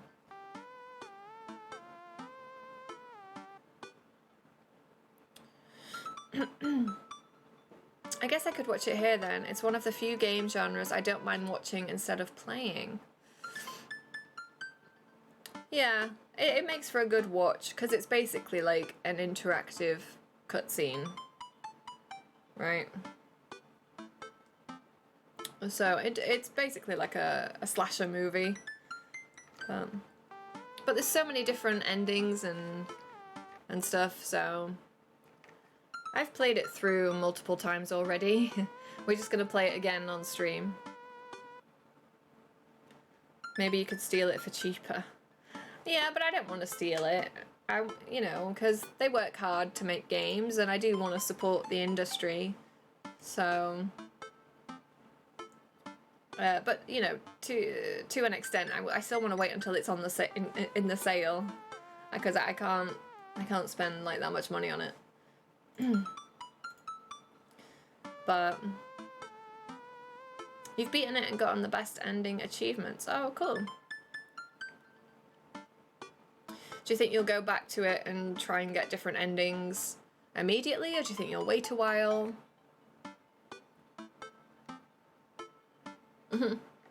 I meant getting it for cheaper, not stealing it. That was a bad word for it. Oh, Azita, thank you so much for the sub. That's so sweet. Oh, I remember. I do beans. Let me just type this. So every time somebody subs or cheers or donates, cheers, subs, or gift subs, I do the Bean Boozled challenge as like a thank you, or like as an incentive for people to do that.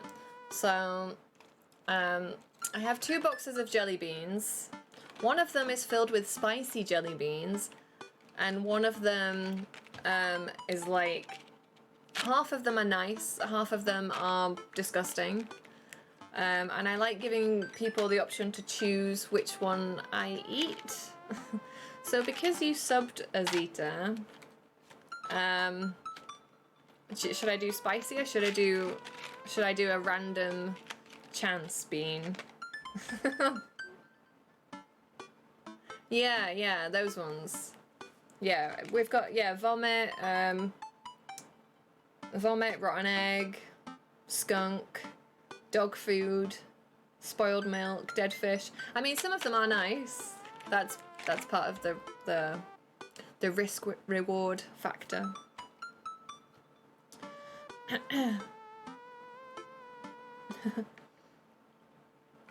You're already suffering from all the heat, so put the hot ones away. Okay, thank you. I appreciate that.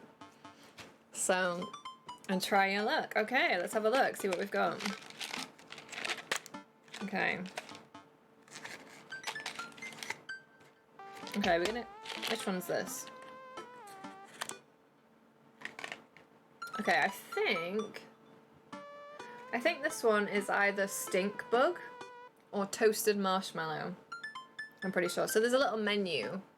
That's probably not going to focus. There's a little menu on the back telling you what the flavours could be. Actually, I think I've got do I have flavours, or do I have menu? There you go. They're like some of the flavours, the flavour combinations that you can get. So I think this could be stink bug or marshmallow. I'm actually having M&Ms right now. It's toasted marshmallow. It's a good one. Oh my god, Jones. What are you doing? Just buy Quarry already. Boop boop Jones is the best. Ha ha ha ha ha.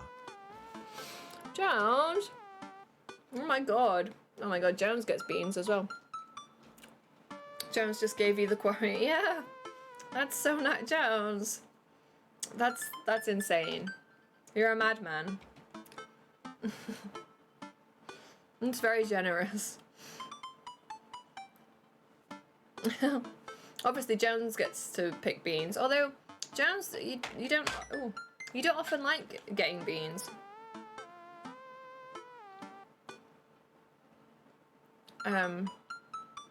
It's payday.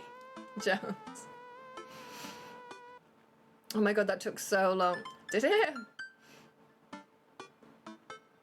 I mean, it's added it to my PS5 fund, but had to log into Streamlabs 4 times and PayPal twice. Wow. Maybe there's something Streamlabs was bugging. Oh. That's weird. At least you didn't donate 4 times. It was just, you know, it didn't take payment. That's good. At least you just had to log in. I've heard Streamlabs is having problems. Ah.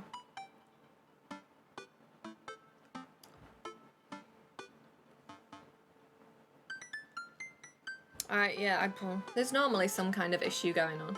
Thank you so much, Jones. Oh my god. Let's get some hype in chat for Jones. Hype! Save my 35 would you rathers for later. Oh my god, Joe. I have to go do grounds. Okay. Alright, well, you just drop in the money and going. Well, thank you. I hope you enjoy grounds. Yee! Have you chosen the next bean? Jones doesn't like making me do beans, even though the offer is right there on the table. You know what? I feel like we should do an honorary bean. Even though Jones likes exchanging his normally for would you rathers. He loves a would you rather. But we're gonna do one anyway.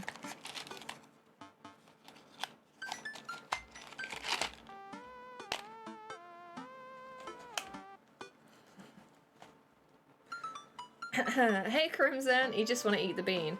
No, I just feel like you can have would you rathers as well, but like honestly we should do a bean.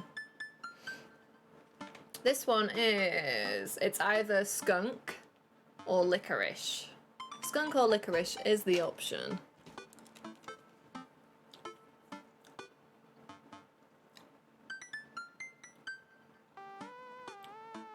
You gotta get through that candy shell before the flavour comes through.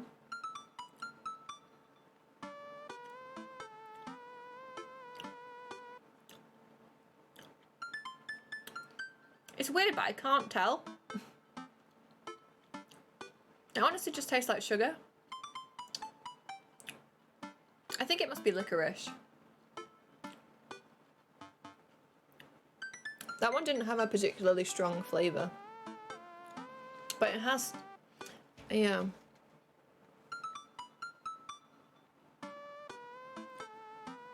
Also, US dollars to British pound is $1 to 77p.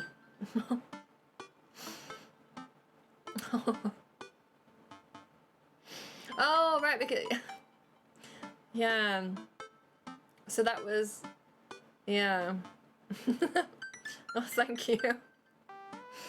Right, well, okay, well, we're gonna have to play the quarry then, I guess, before we do Until Dawn. That's just been bumped up the list. So, let's think. So next, okay, this Sunday, it's Father's Day in the UK. So I'm gonna play God of War, because, you know, it's about a father-son relationship. So that kind of ties in. So this Sunday is God of War. The Sunday after, Fall Guys becomes cross-platform and free-to-play next Tuesday. So on the Sunday, we're going to do like a big community games day and play lots of Fall Guys, and everybody is welcome. We're going to do a big team game, I guess, or maybe we can do some individual games as well. And anybody that wants to like play Fall Guys with us, you're welcome. I think it's free on, it's going to be free on Epic, on PlayStation, on Nintendo Switch. I think it's like all over. So if you want to play, that's what we're doing. And then I guess the Sunday after that, maybe we can do the quarry. So that's going to be the 3rd of July, I guess. I wonder what skunk tastes like. Yeah. You don't often eat skunk spray, do you? So. Also, you know the ending to the quarry? No, Jones. Well, you can't. No. No, you wouldn't do that. You wouldn't spoil it for people. I know that. It's always bad when you can't tell the difference between biting into a skunk and biting in some licorice. It's true, Crimson. It's true. I'm pretty sure that was licorice. Or it was a very mild tasting skunk. Which I suppose is possible. The new God of War or the original? It's the new one from like 2018. The Nordic one, where he's got the sun. I haven't played it. But it was free. It's free this month on PlayStation Plus. So I thought, what a perfect opportunity. We can do like a themed stream for Father's Day. So no, I wouldn't. Turns out I was a killer all along. Okay, seriously, Grounds. Okay, go do work, Jones. Jones is probably in the quarry. I think Jones has already watched some people play through. But I've avoided the quarry. I've avoided all, like, it's like all over YouTube and all over Twitch, and I've not looked at any of it because I don't want to be spoiled. I want to go into it like with fresh eyes. So the sun, yeah, the sun isn't around in the original. That's true. Yeah. I do like the original God of Wars, but grounds for divorce if you spoil stuff. The internet already has everything about it. Yeah, but I have not looked at it. So that should be good though. That's gonna be fun. Play some Quarry. And then play Until Dawn.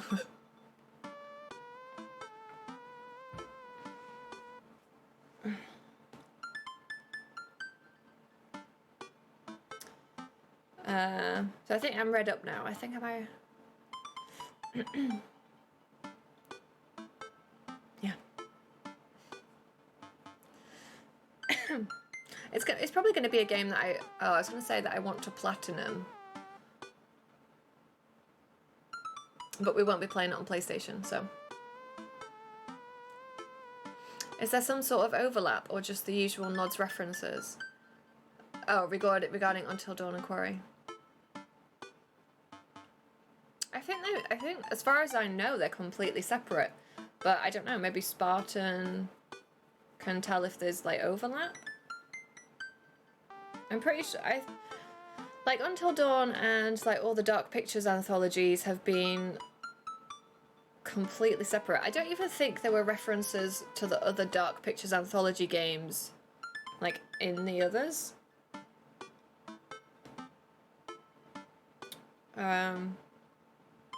From what I remember, they don't even make mention of the other games. So I'm pretty sure, yeah, there'll be no spoilers for that. When we do Until Dawn, because I've played it so many times, I know how to keep everybody alive. I know how to kill everybody if I want to. So I thought for when we do Until Dawn, I'm gonna try and figure out a way of putting the choices to chat. So we can basically like vote. Like when there are critical choices, I thought maybe I could turn it over to chat and let chat decide what happens next.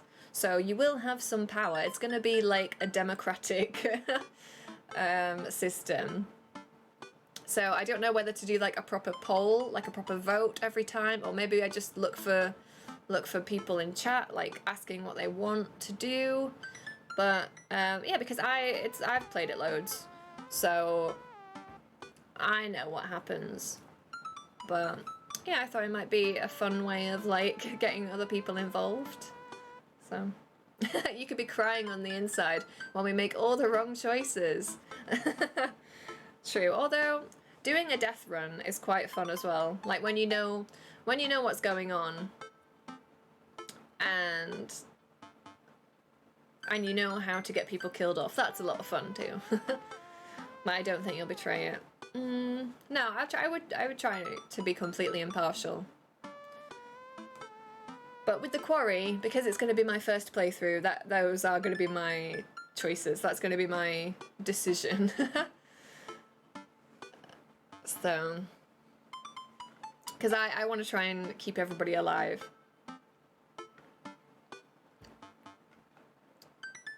That's the idea, at least. That did not happen.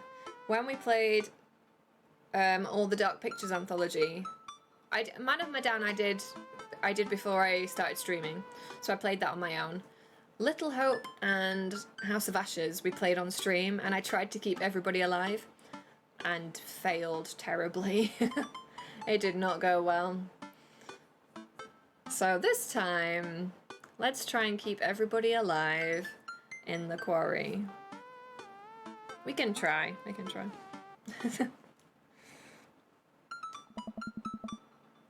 They spelled cordially wrong. Just put on some going outside pants and let's get going. I can go outside in sweatpants. Nothing's stopping me. Dad, just... I'll see you in a minute. What games have you been playing at the minute, Azita? What kind of thing have you been getting stuck into? Put on going outside pants or fuck authority. Let's put on outside pants. We should be appropriate. Hello, thank you for coming to our tea party. I do my best bow and present my daughter, who thanks them with a curtsy. This way, please. Bryant and Hazel lead us to a small table with tiny chairs. Some are occupied by stuffed animals, and Matt and his daughter Carmencita are here too. Matt raises a comically small plastic teacup at me. Hey dude, how's the tea? Hey. The imaginary tea is absolutely wonderful. I taste a hint of lemongrass. Hello, Carmencita. Hello, Mr. Amanda's dad. Please, have a seat. I sit down between Amanda and Matt. I don't think I'm going to be able to get out of this chair. Hey. Hi, everyone. I turn to see Daisy and Brian enter into the backyard and take a seat next to us. Sorry we're late. Daisy made me put on my going outside pants. See? See, Amanda? Amanda gives me a knowing look and I return an obliging wink. She rolls her eyes. I've been playing Bloodstained Ritual of the Night. Ooh, which I had to put off for quite a while. Oh, 2064 ROM. And gotta get back on Elden Ring. Stopped around halfway. I don't blame you for Elden Ring, because that's like a massive game. So, I don't know Bloodstained Ritual of the Night. I don't think I've heard of that one. Oh. Let's have a look.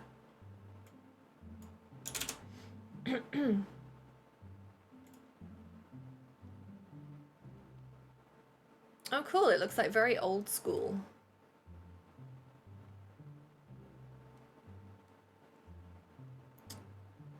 Do you know Castlevania Symphony of the Night from the PS1 era? Is it a sequel? Or is it just in the style of... Oh, it's an homage made by the original creator. Oh, cool. It looks... I mean, I imagine if it's an homage... it's hard, right? Is it a hard game? Because PS1 games were no joke. They really make you work for it.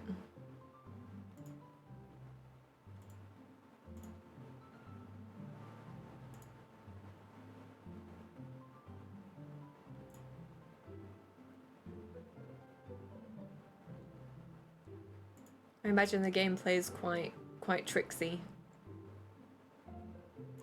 PS1 games were the OGs. PS1 games took no prisoners. They meant business. No, actually these sort of Castlevania games were pretty easy. Oh, okay, that's good. The original ones on the NES, those are the hard ones. Ah, the remastered console was kind of cool. That's good.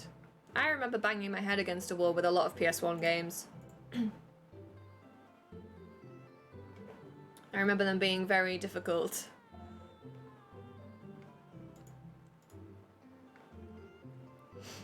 Oh, hey, Reptext. Okay, let's get a would you rather.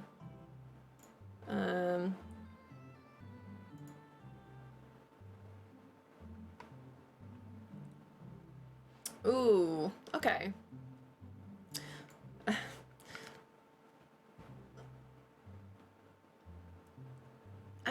realised there was... Okay. If you were in the rough part of town, would you rather arm yourself with the most powerful Nerf guns or arm yourself with the most powerful Super Soakers?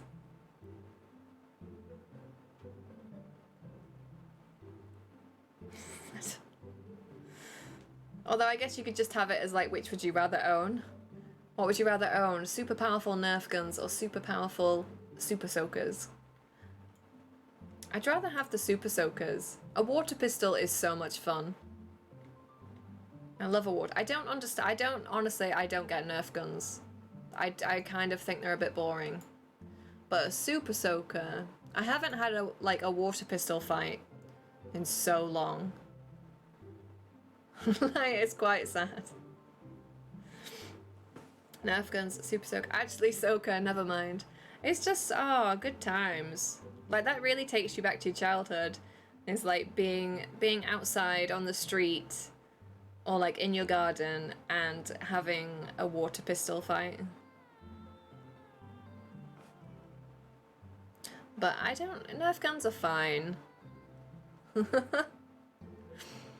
You'll be able to get away from a dangerous person with a soaker than a Nerf gun. Yeah, I think being sprayed with water in the face is probably more shocking than somebody like firing Nerf guns at you. I'd probably buy you a bit of time.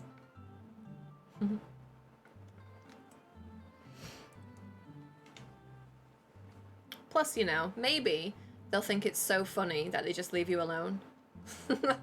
Maybe they'll be so alarmed, they'll just think, we'll leave this guy alone.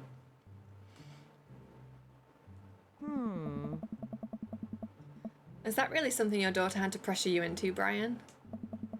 I give Amanda another, even more exaggerated wink. She rolls her eyes even harder. Thank you all for taking time out of your busy schedules for some high tea. Actually, it's a common misconception that high tea was appreciated by nobles. See, we're taking this knowledge that we learnt from Damien and applying it here. I don't think a dangerous person would be too happy if they're wed. Probably not. But maybe they'd think you were not worth the effort. I don't know. I never had like a good water gun, though. Mine were always like really crap. They didn't really work properly. So I'd love to think, you know what, I feel like as an adult, I'm in a position now, I should be able to buy myself like the best water gun. Like with some real pressure behind it. Although I guess that's just like a garden hose. It's not quite as fun though.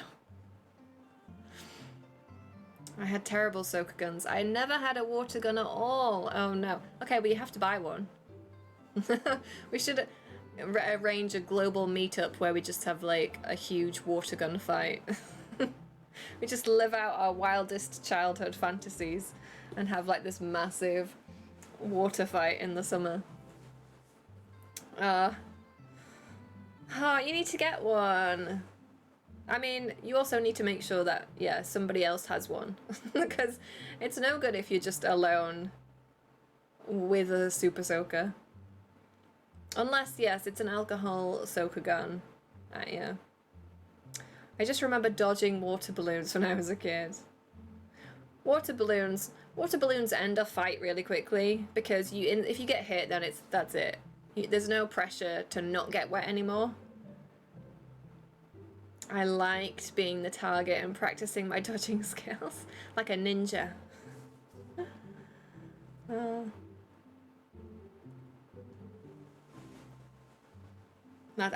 thing is, I bet they're really expensive, aren't they? How much is a super soaker? I bet they're outrageously priced.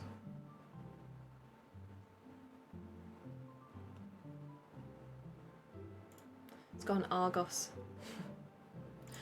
Show me your most expensive super soaker. Oh, it's not bad actually. It's like £20, £30.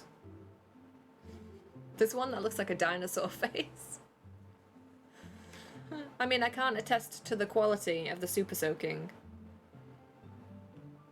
But They have Fortnite ones. They do Fortnite water pistols. Fortnite is everywhere. Now I'd get tired pretty easily. Just hit me. Yeah, I don't have the same energy now as I did as a child. Dad, shut up. Now if you'll all put on your designated tiaras. There are little tiaras sitting on everyone's plates. Well, except for Brian's. His is a softball helmet. But do they have a Colt Python from the original Resident Evil? You know, if they did, I'd be all over that. I'd be all over some, like, Resident Evil merch. Super Soaker. But you know what? I just don't think they do. I could do with some more Resident Evil merchandise, actually. Like, we need a better range of Resi merch.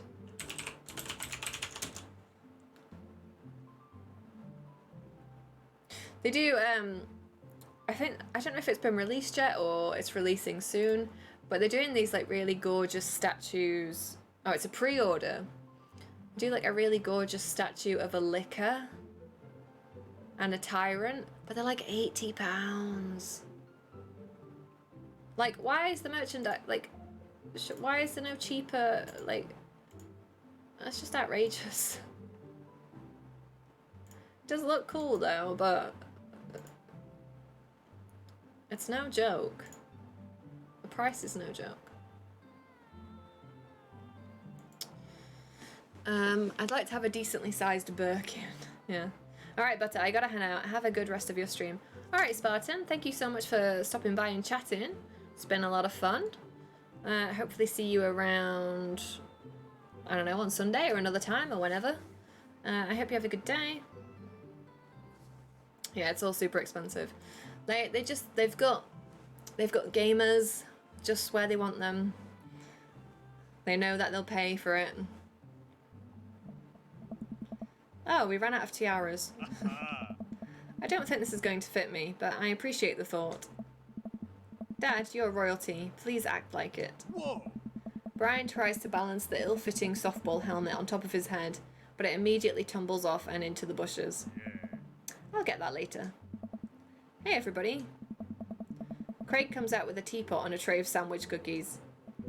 Dad, is the tea ready? Yeah. It's been, steeping for a while now. I saw a transformed Birkin statue once that looked decent. $400! Oh my god, it's ludicrous. That is insane. I wouldn't mind having a cheaper version, but they just don't really seem to do cheaper versions. It's like, it's this or nothing. There's like no in-between.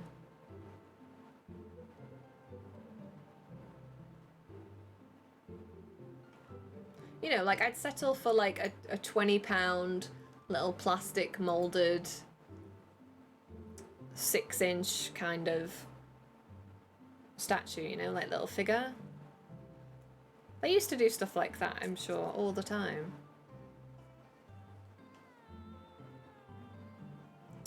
There's this company called First for Figures that's recently started having a more decently priced line. I got a Sonic and a Link statue from there. Oh, okay. Let's have a look. €70 each. I suppose if this is something you really, like, desperately want.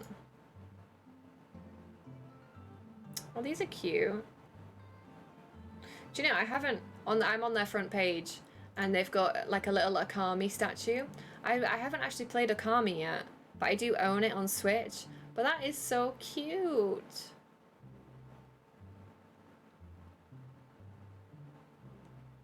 Oh, hang on. How do I...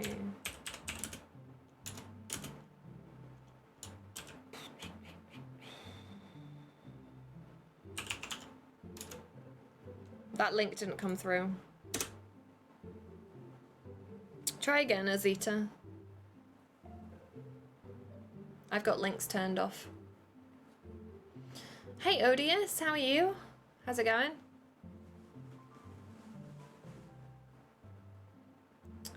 Ah, there we go. Okay, this is the link that you got. Oh, that's nice. That's a nice statue.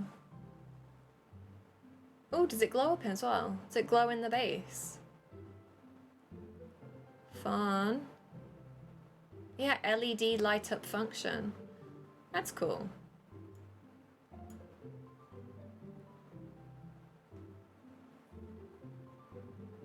I like it when figures light up. It's just a nice little touch. Yeah, that Akami statue is so cute. What else do we have here? Oh, they've got some Spyros. That's nice. Oh, you got the non-glowing version. It was like 50 euro. Whoa, it was like 50 euros more just for the Yeah, okay, I don't blame you. I don't blame you at all.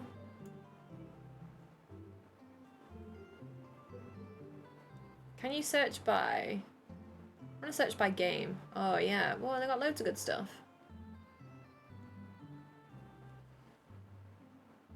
But they also have the $800 statues around there. That's their main line. Ah.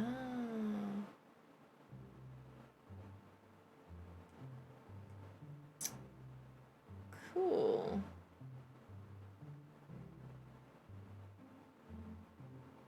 Kami, Bayonetta, Crash Bandicoot. Oops. Interesting.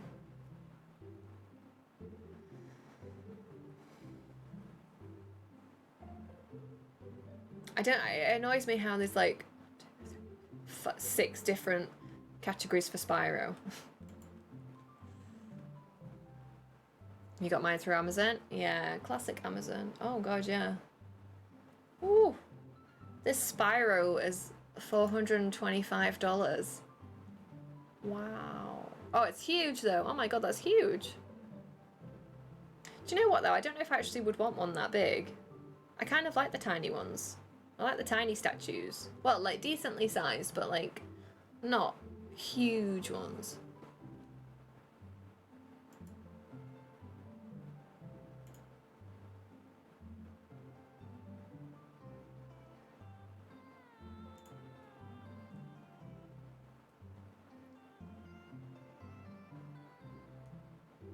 Yeah, this looks interesting. That's just for me to shop in though in my own time.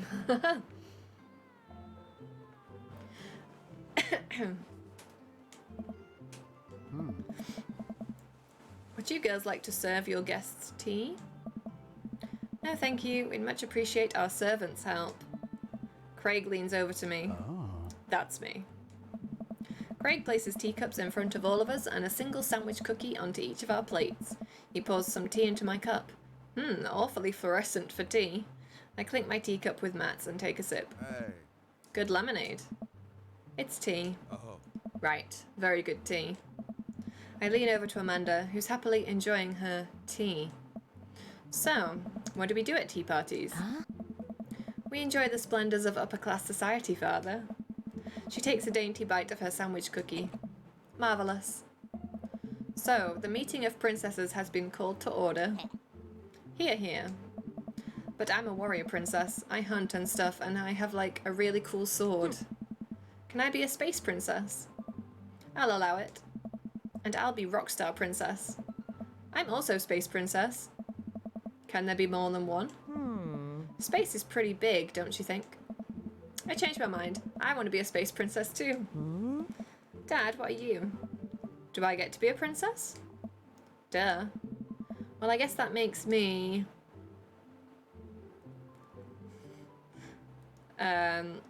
History Channel princess? I am ruler of all I survey, and what I survey is a 10-hour marathon of cupcake storage wars. I don't think I've seen that one. A squad of professional bakers bid on empty storage units and then have to bake 1,000 cupcakes using only the ingredients in the storage unit. That sounds terrible. Oh, it is. I think I'll be landscaper and general contracting princess. Hey. Barista princess reporting for duty. Nice. Hey everybody, CrossFit princess here. Not now, servant. If it weren't for the princess uprising, it would be you serving me. We sip tea for a little longer, and then the girls run off to fight dinosaurs as space rock star warrior princesses, I think. They grow up so fast. It was like yesterday that I was helping Amanda throw her own tea parties. Did she make you a servant too? You betcha. Damn, everyone's getting together. Yes. Carmencita made me actually brew tea for hers. Pitfalls of owning a coffee shop. Is there a canon ending? A right choice? I don't know that there is, actually. I mean, you get... I mean, there are some endings that I would say are not good. Definitely. That don't really work out as being quite so happy. But I don't think there's any one daddy that you're supposed to end up with. I mean, they do... Craig messages you a lot in the game. Like, there is extra side missions to do with Craig. And so I'm wondering if, like, because we're old friends with Craig. Oh my god, Jones, what are you doing? He's back at it again. Thank you, Jones. I thought you just came... Okay. Oops, my finger slipped. I thought you were busy with grounds. What are you doing, man? You meant to unsubscribe. Of course, yeah. That's fine. Jones came back happy after his groundwork. Oh my gosh.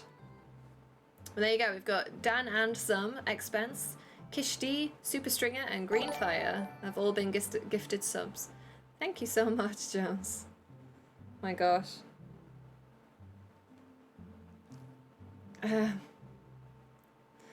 Are you back? Do you want a would you rather? What was I saying? Oh yeah, Craig. Just trying to trigger Mel's spidey sense. No. Next week, I guess. Next week.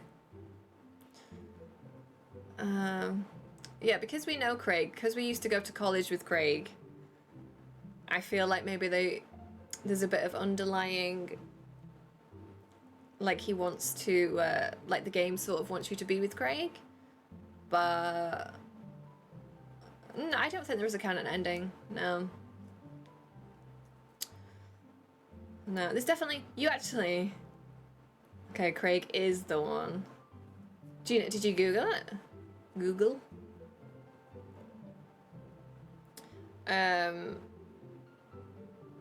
What was I gonna say? Oh no.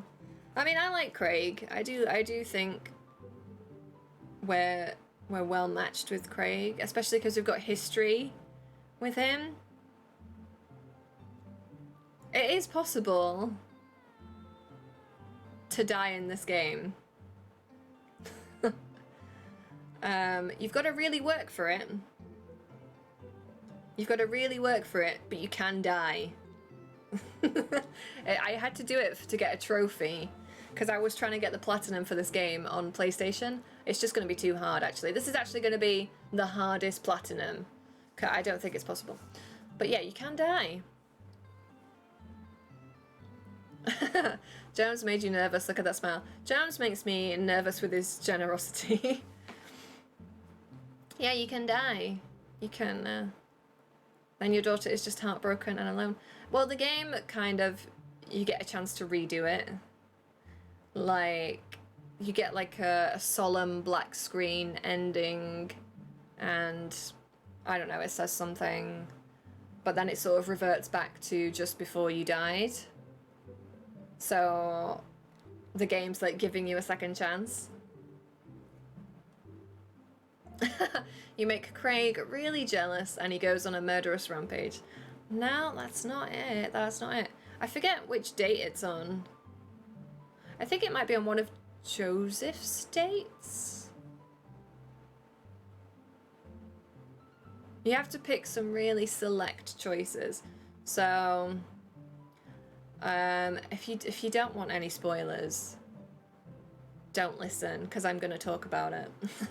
I think it's on one of Joseph's dates you're at like some kind of school school party. I think you're chaperoning a church dance or something, and you have the option to pull some moves on the dance floor.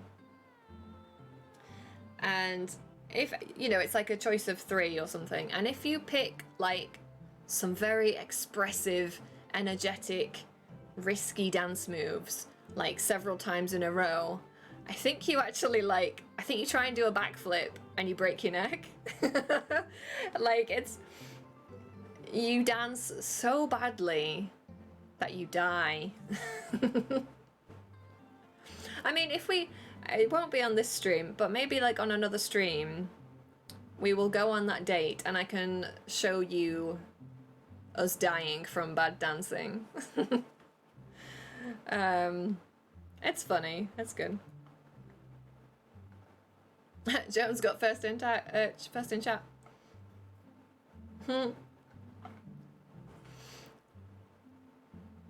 Oh, we got a dad joke and a would you rather. Oh, my dad joke. My phone is not in the room with me today. Hang on. I'm gonna have to Google some different dad jokes.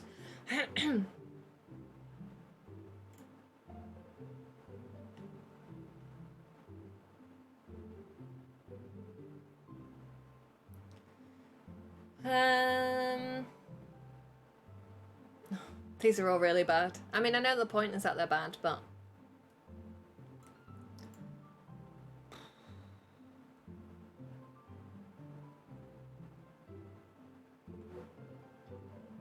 okay. Why are elevator jokes so classic and good?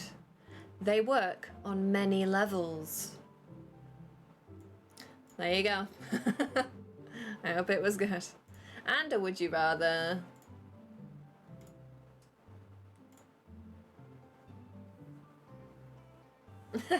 I got nervous because red text showed up, so I had to hit the button. Right, you had to get the first in chat. Yeah. I would like a would you rather or 2 as well. Of course, yeah. Let's have a look. Ooh. I mean, I just read one that like, oh, that sounds grim. I don't know if we want to hear that one, honestly. That's pretty gross. Ooh. I like that you made a radio voice. Let's hear it. Red text, let's hear it. Okay, red text. I mean, this one actually makes me cringe. Like, ugh. Okay. Would you rather put a toothpick in your toenail and then kick a wall, or have paper cuts all over your body and jump into a pool of lemon juice? I mean, every day I'd rather have paper cuts and jump into lemon juice. Oh my, like, gee, yeah, right?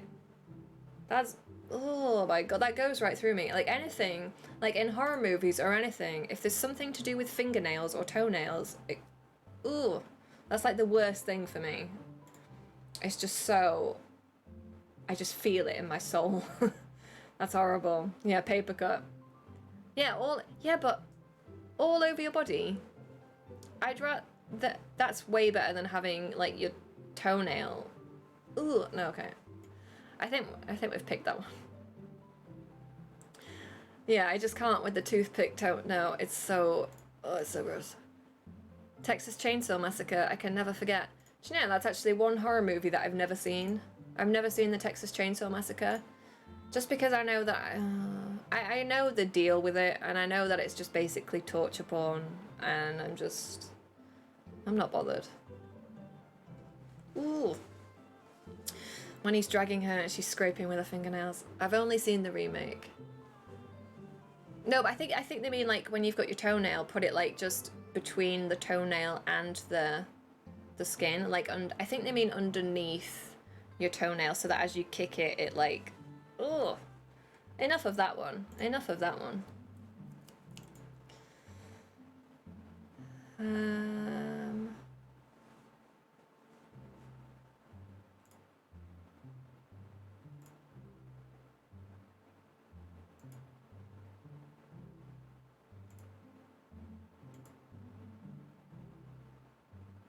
These are all boring.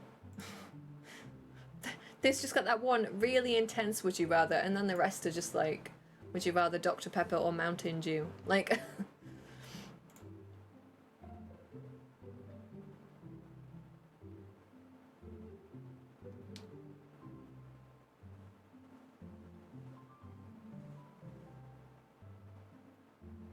I think you underestimate the strength of a toothpick. Honestly, it doesn't take much to pull a toenail or fingernail off the nail bed. They're really quite fragile.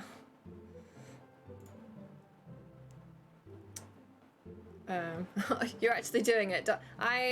Yeah, we have neither of those around here. I've never had Mountain Dew, and I don't really like Dr. Pepper. I wasn't going to do that one.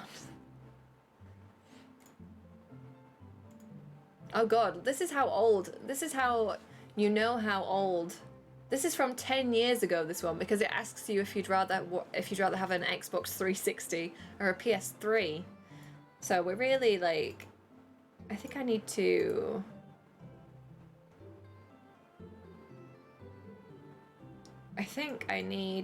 like find some different would you rathers. Okay, here's an interesting one. You're playing Connect 4 against an emotionally unstable man with an explosive temper.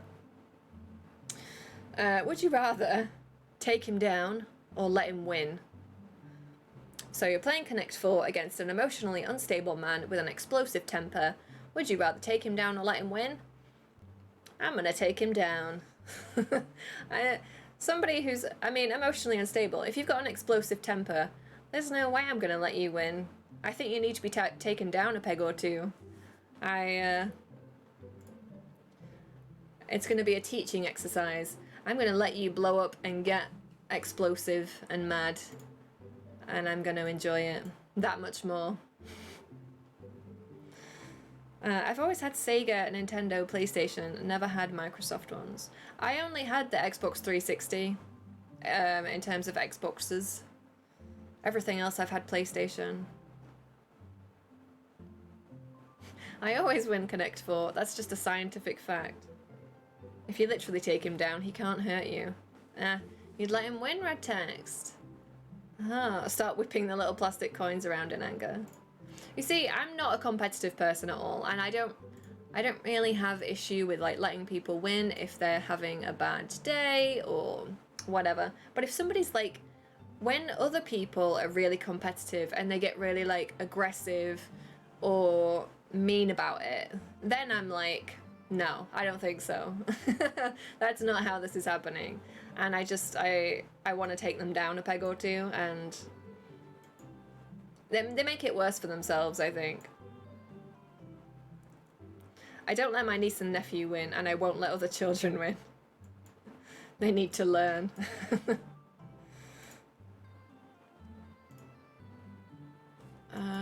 What else have we got? Let's do another one.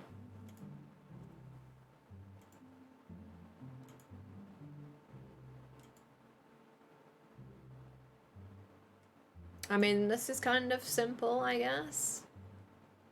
Pac-Man or Space Invaders? Both, you know what? Both are equally stressful. I actually find Pac-Man and Space Invaders really stressful.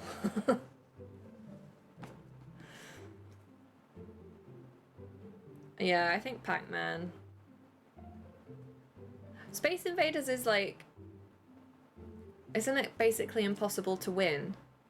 Because the original game had that like programming, it wasn't a programming error, but it was like the less aliens appeared on screen, the faster it was able to process. So like the more spaceships that you destroyed, the faster they came down the screen. So I think by the time that you had like just a few spaceships left, it was whizzing so quickly that you just like you can't do it.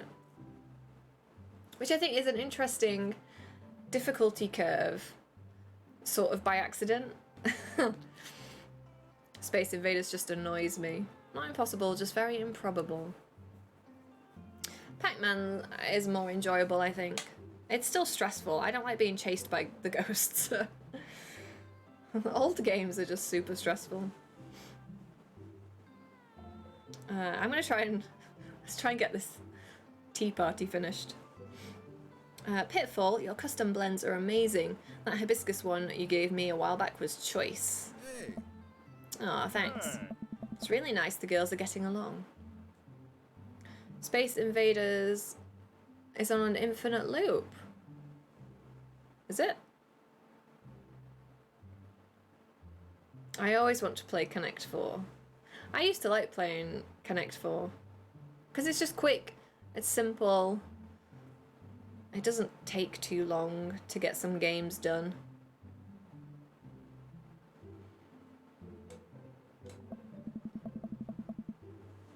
No matter how much you play, you'll eventually die. But you never played Connect 4 either. It was one of the games on Moncala. What is that?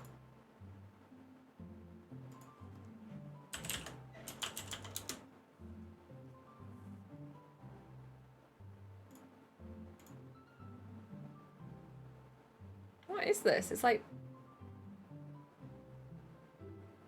I have no idea. I've never seen that. Mancala.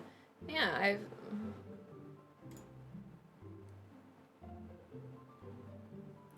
Played with stones, beans, or seeds. I've never played that. Monopoly was always your thing. Do you know what? I actually don't like Monopoly. I think it's boring. Like, but in our family, whenever we used to play Monopoly, we never got to the end. Like, we just played it until we got to a point where we were all bored and we just gave up. So, like, it just went on for too long. Oh, we call them Kalaha. Oh, Kalaha. I've never seen this game before. It wasn't something that we had in the games cupboard. Oh, it was invented in the United States.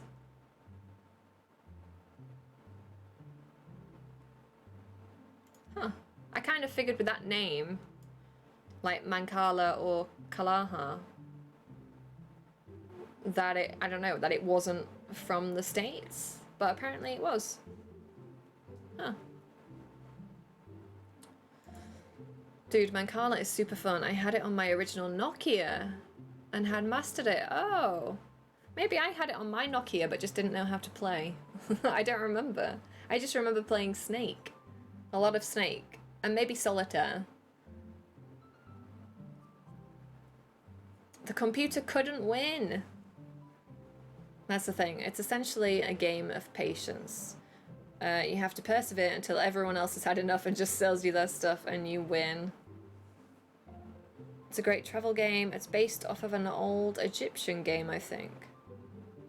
Is it based on backgammon? Do you have a board or is it just that little...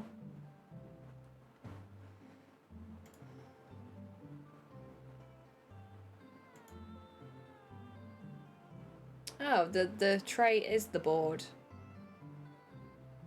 Interesting. It doesn't look like backgammon.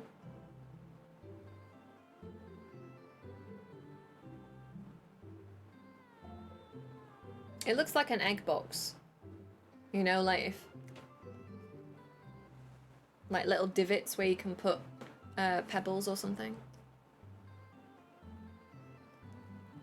And when I was travelling, we had a travel set and we would swap out stones for items, like little trinkets or small coins. Oh. I think we had a Travel Connect 4 set.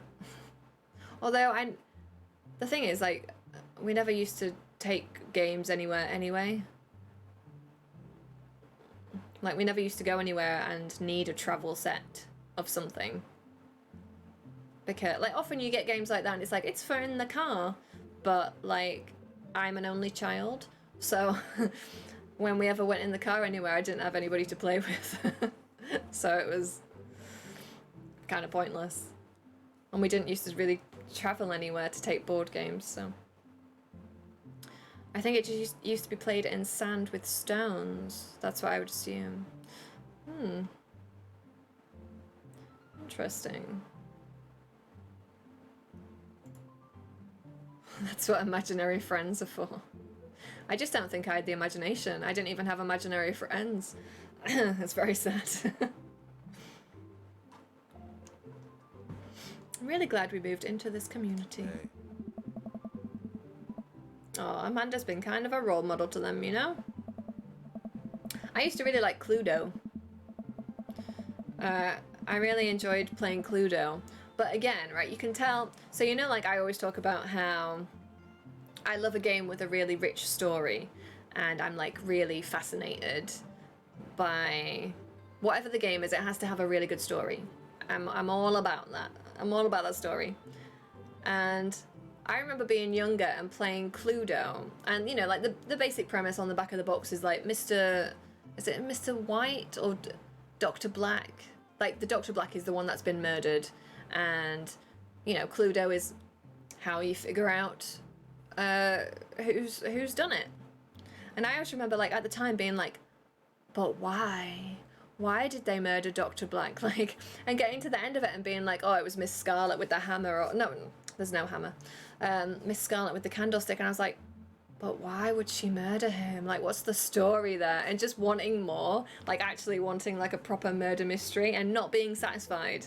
Like, okay, the game's done. Like, but why though? Just not content. Mancala is one of the oldest known two-player board games in the world. Oh, there you go. Wikipedia lied to me. They said it was invented in the US. Believed to have been created in ancient times. I suppose it's like most games, most old games, it's hard to pinpoint where it was created because there's often a lot of crossover. So there's archaeological and historical evidence that dates Mancala back to the year 700 AD in East Africa. There you go. Is old. And look at you now, a bunch of imaginary friends from imaginary places. Are you an Agatha Christie fan? I wouldn't say I'm a fan. I watched a lot of Agatha Christie growing up because my mum loves Miss Marple and Poirot. So we watched a lot of that. I prefer Poirot. Poirot's better than Miss Marple. Miss Marple's just a nosy neighbour. Like, honestly, she can't help herself. Like, at least Poirot is like a detective, right? That's his job. Miss Marple is just a nosy bitch. She's just always sticking her nose in. I mean, regardless of whether she helps solve the crime, it's much more twee, Miss Marple. Poirot is far superior. But yeah, I watched a lot of that stuff growing up.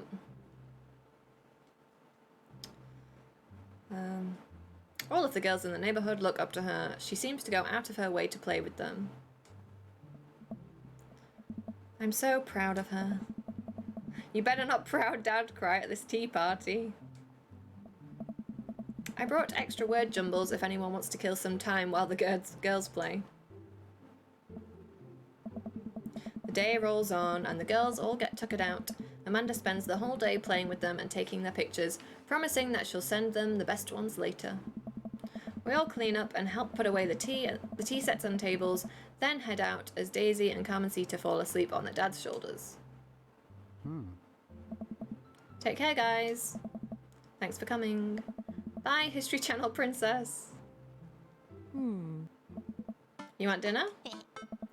Nah, I filled up on cookies. Me too. I'm tired. Dude, same. Playing with a bunch of little kids who all simultaneously want your attention and approval is surprisingly exhausting. But in a good way, and also in a kind of scary way. How so? I feel like I gotta be on my best behavior for them. I don't want to let them down. Is this because you still feel bad about dropping the F-bomb in front of your cousin that one time? I only read The Merger of Roger Ackroyd and I loved it. Amazingly done, with a great twist for the time. I've never read any of the books. I just watched the TV shows. A lot. All the repeats. It's weird, I don't even know if my mum's like obsessed with the TV shows, but I don't know if she's actually read the books. I presume so. I presume she's read some of them. I corrupted her, Dad. She secondhand smokes now. Well, those kids really look up to you. I'm glad they have you as a role model. Shucks, Pops. I ruffle Amanda's hair. Aw, fun. Cute.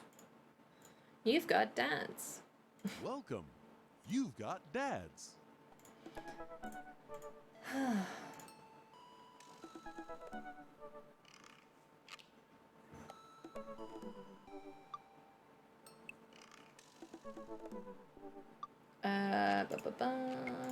I'm gonna have to stop here, actually. I'm really sorry. But I have to go. But this has been fun. Yes, this has been a lot of fun. So I know it has to be a short one today, I'm afraid. I'm sorry. We're gonna be back on Sunday though with God of War. That'll be fun. I think. I mean, I've heard good things about God of War. But and then yeah. And then lots more indie games and stuff next week. I guess more Dream Daddy. Because we gotta finish this off. And then we can play Fall Guys next week. Damien looks like a hot British noble. Damien's cool. Damien is pretty sweet. It's pretty nice. I will look forward to seeing you Sunday. Yes. I've never watched any playthroughs of God of War or anything, so I don't actually know that much about it. And I've not seen like any gameplay. So it's gonna be nice to go into something with fresh eyes, and like it's another nice big story game to get stuck into. So that's gonna be fun. I'm not gonna raid out today just because I can't stick around, so I'm just gonna end it here. But thank you so much, Jones, for your very generous gift subs and donations. I'll have to look at actually buying the game. I'll probably do that tomorrow. But again, we won't be able to... I mean, I want to save it for a weekend, right? Because then people can really pay attention, because hopefully not everybody's at work. So we won't be playing that for 2 weeks, right? 2 weeks, and we can do it at the start of July. And then we can make sure everybody's like in the zone and ready to watch The Quarry. But yeah, thank you so much. Azita, thank you for subscribing as well. I've not forgotten you. But yes, thank you for everybody for chatting or for lurking and just sticking around on this very hot day. I've drunk all my water again. It's very... my throat is still dry. I just can't get hydrated today. I trust your judgment. Just want you to play before it gets spoiled. I know, yeah. Well... yeah. This Sunday's going to be the themed one. We're going to do the Father's Day thing. And of course we do. We've been looking forward to playing Fall Guys for a very long time. Next Sunday. So we can't get rid of that. I don't know. Maybe we'll have to put in some bonus Saturday streams, I guess, to play The Quarry. I don't know. Well, I'll think about it. But anyway, yes. Thank you again so much. I hope you guys have a good Friday and a good weekend. And see you all back here Sunday. I'll remember if you're not here. Bye.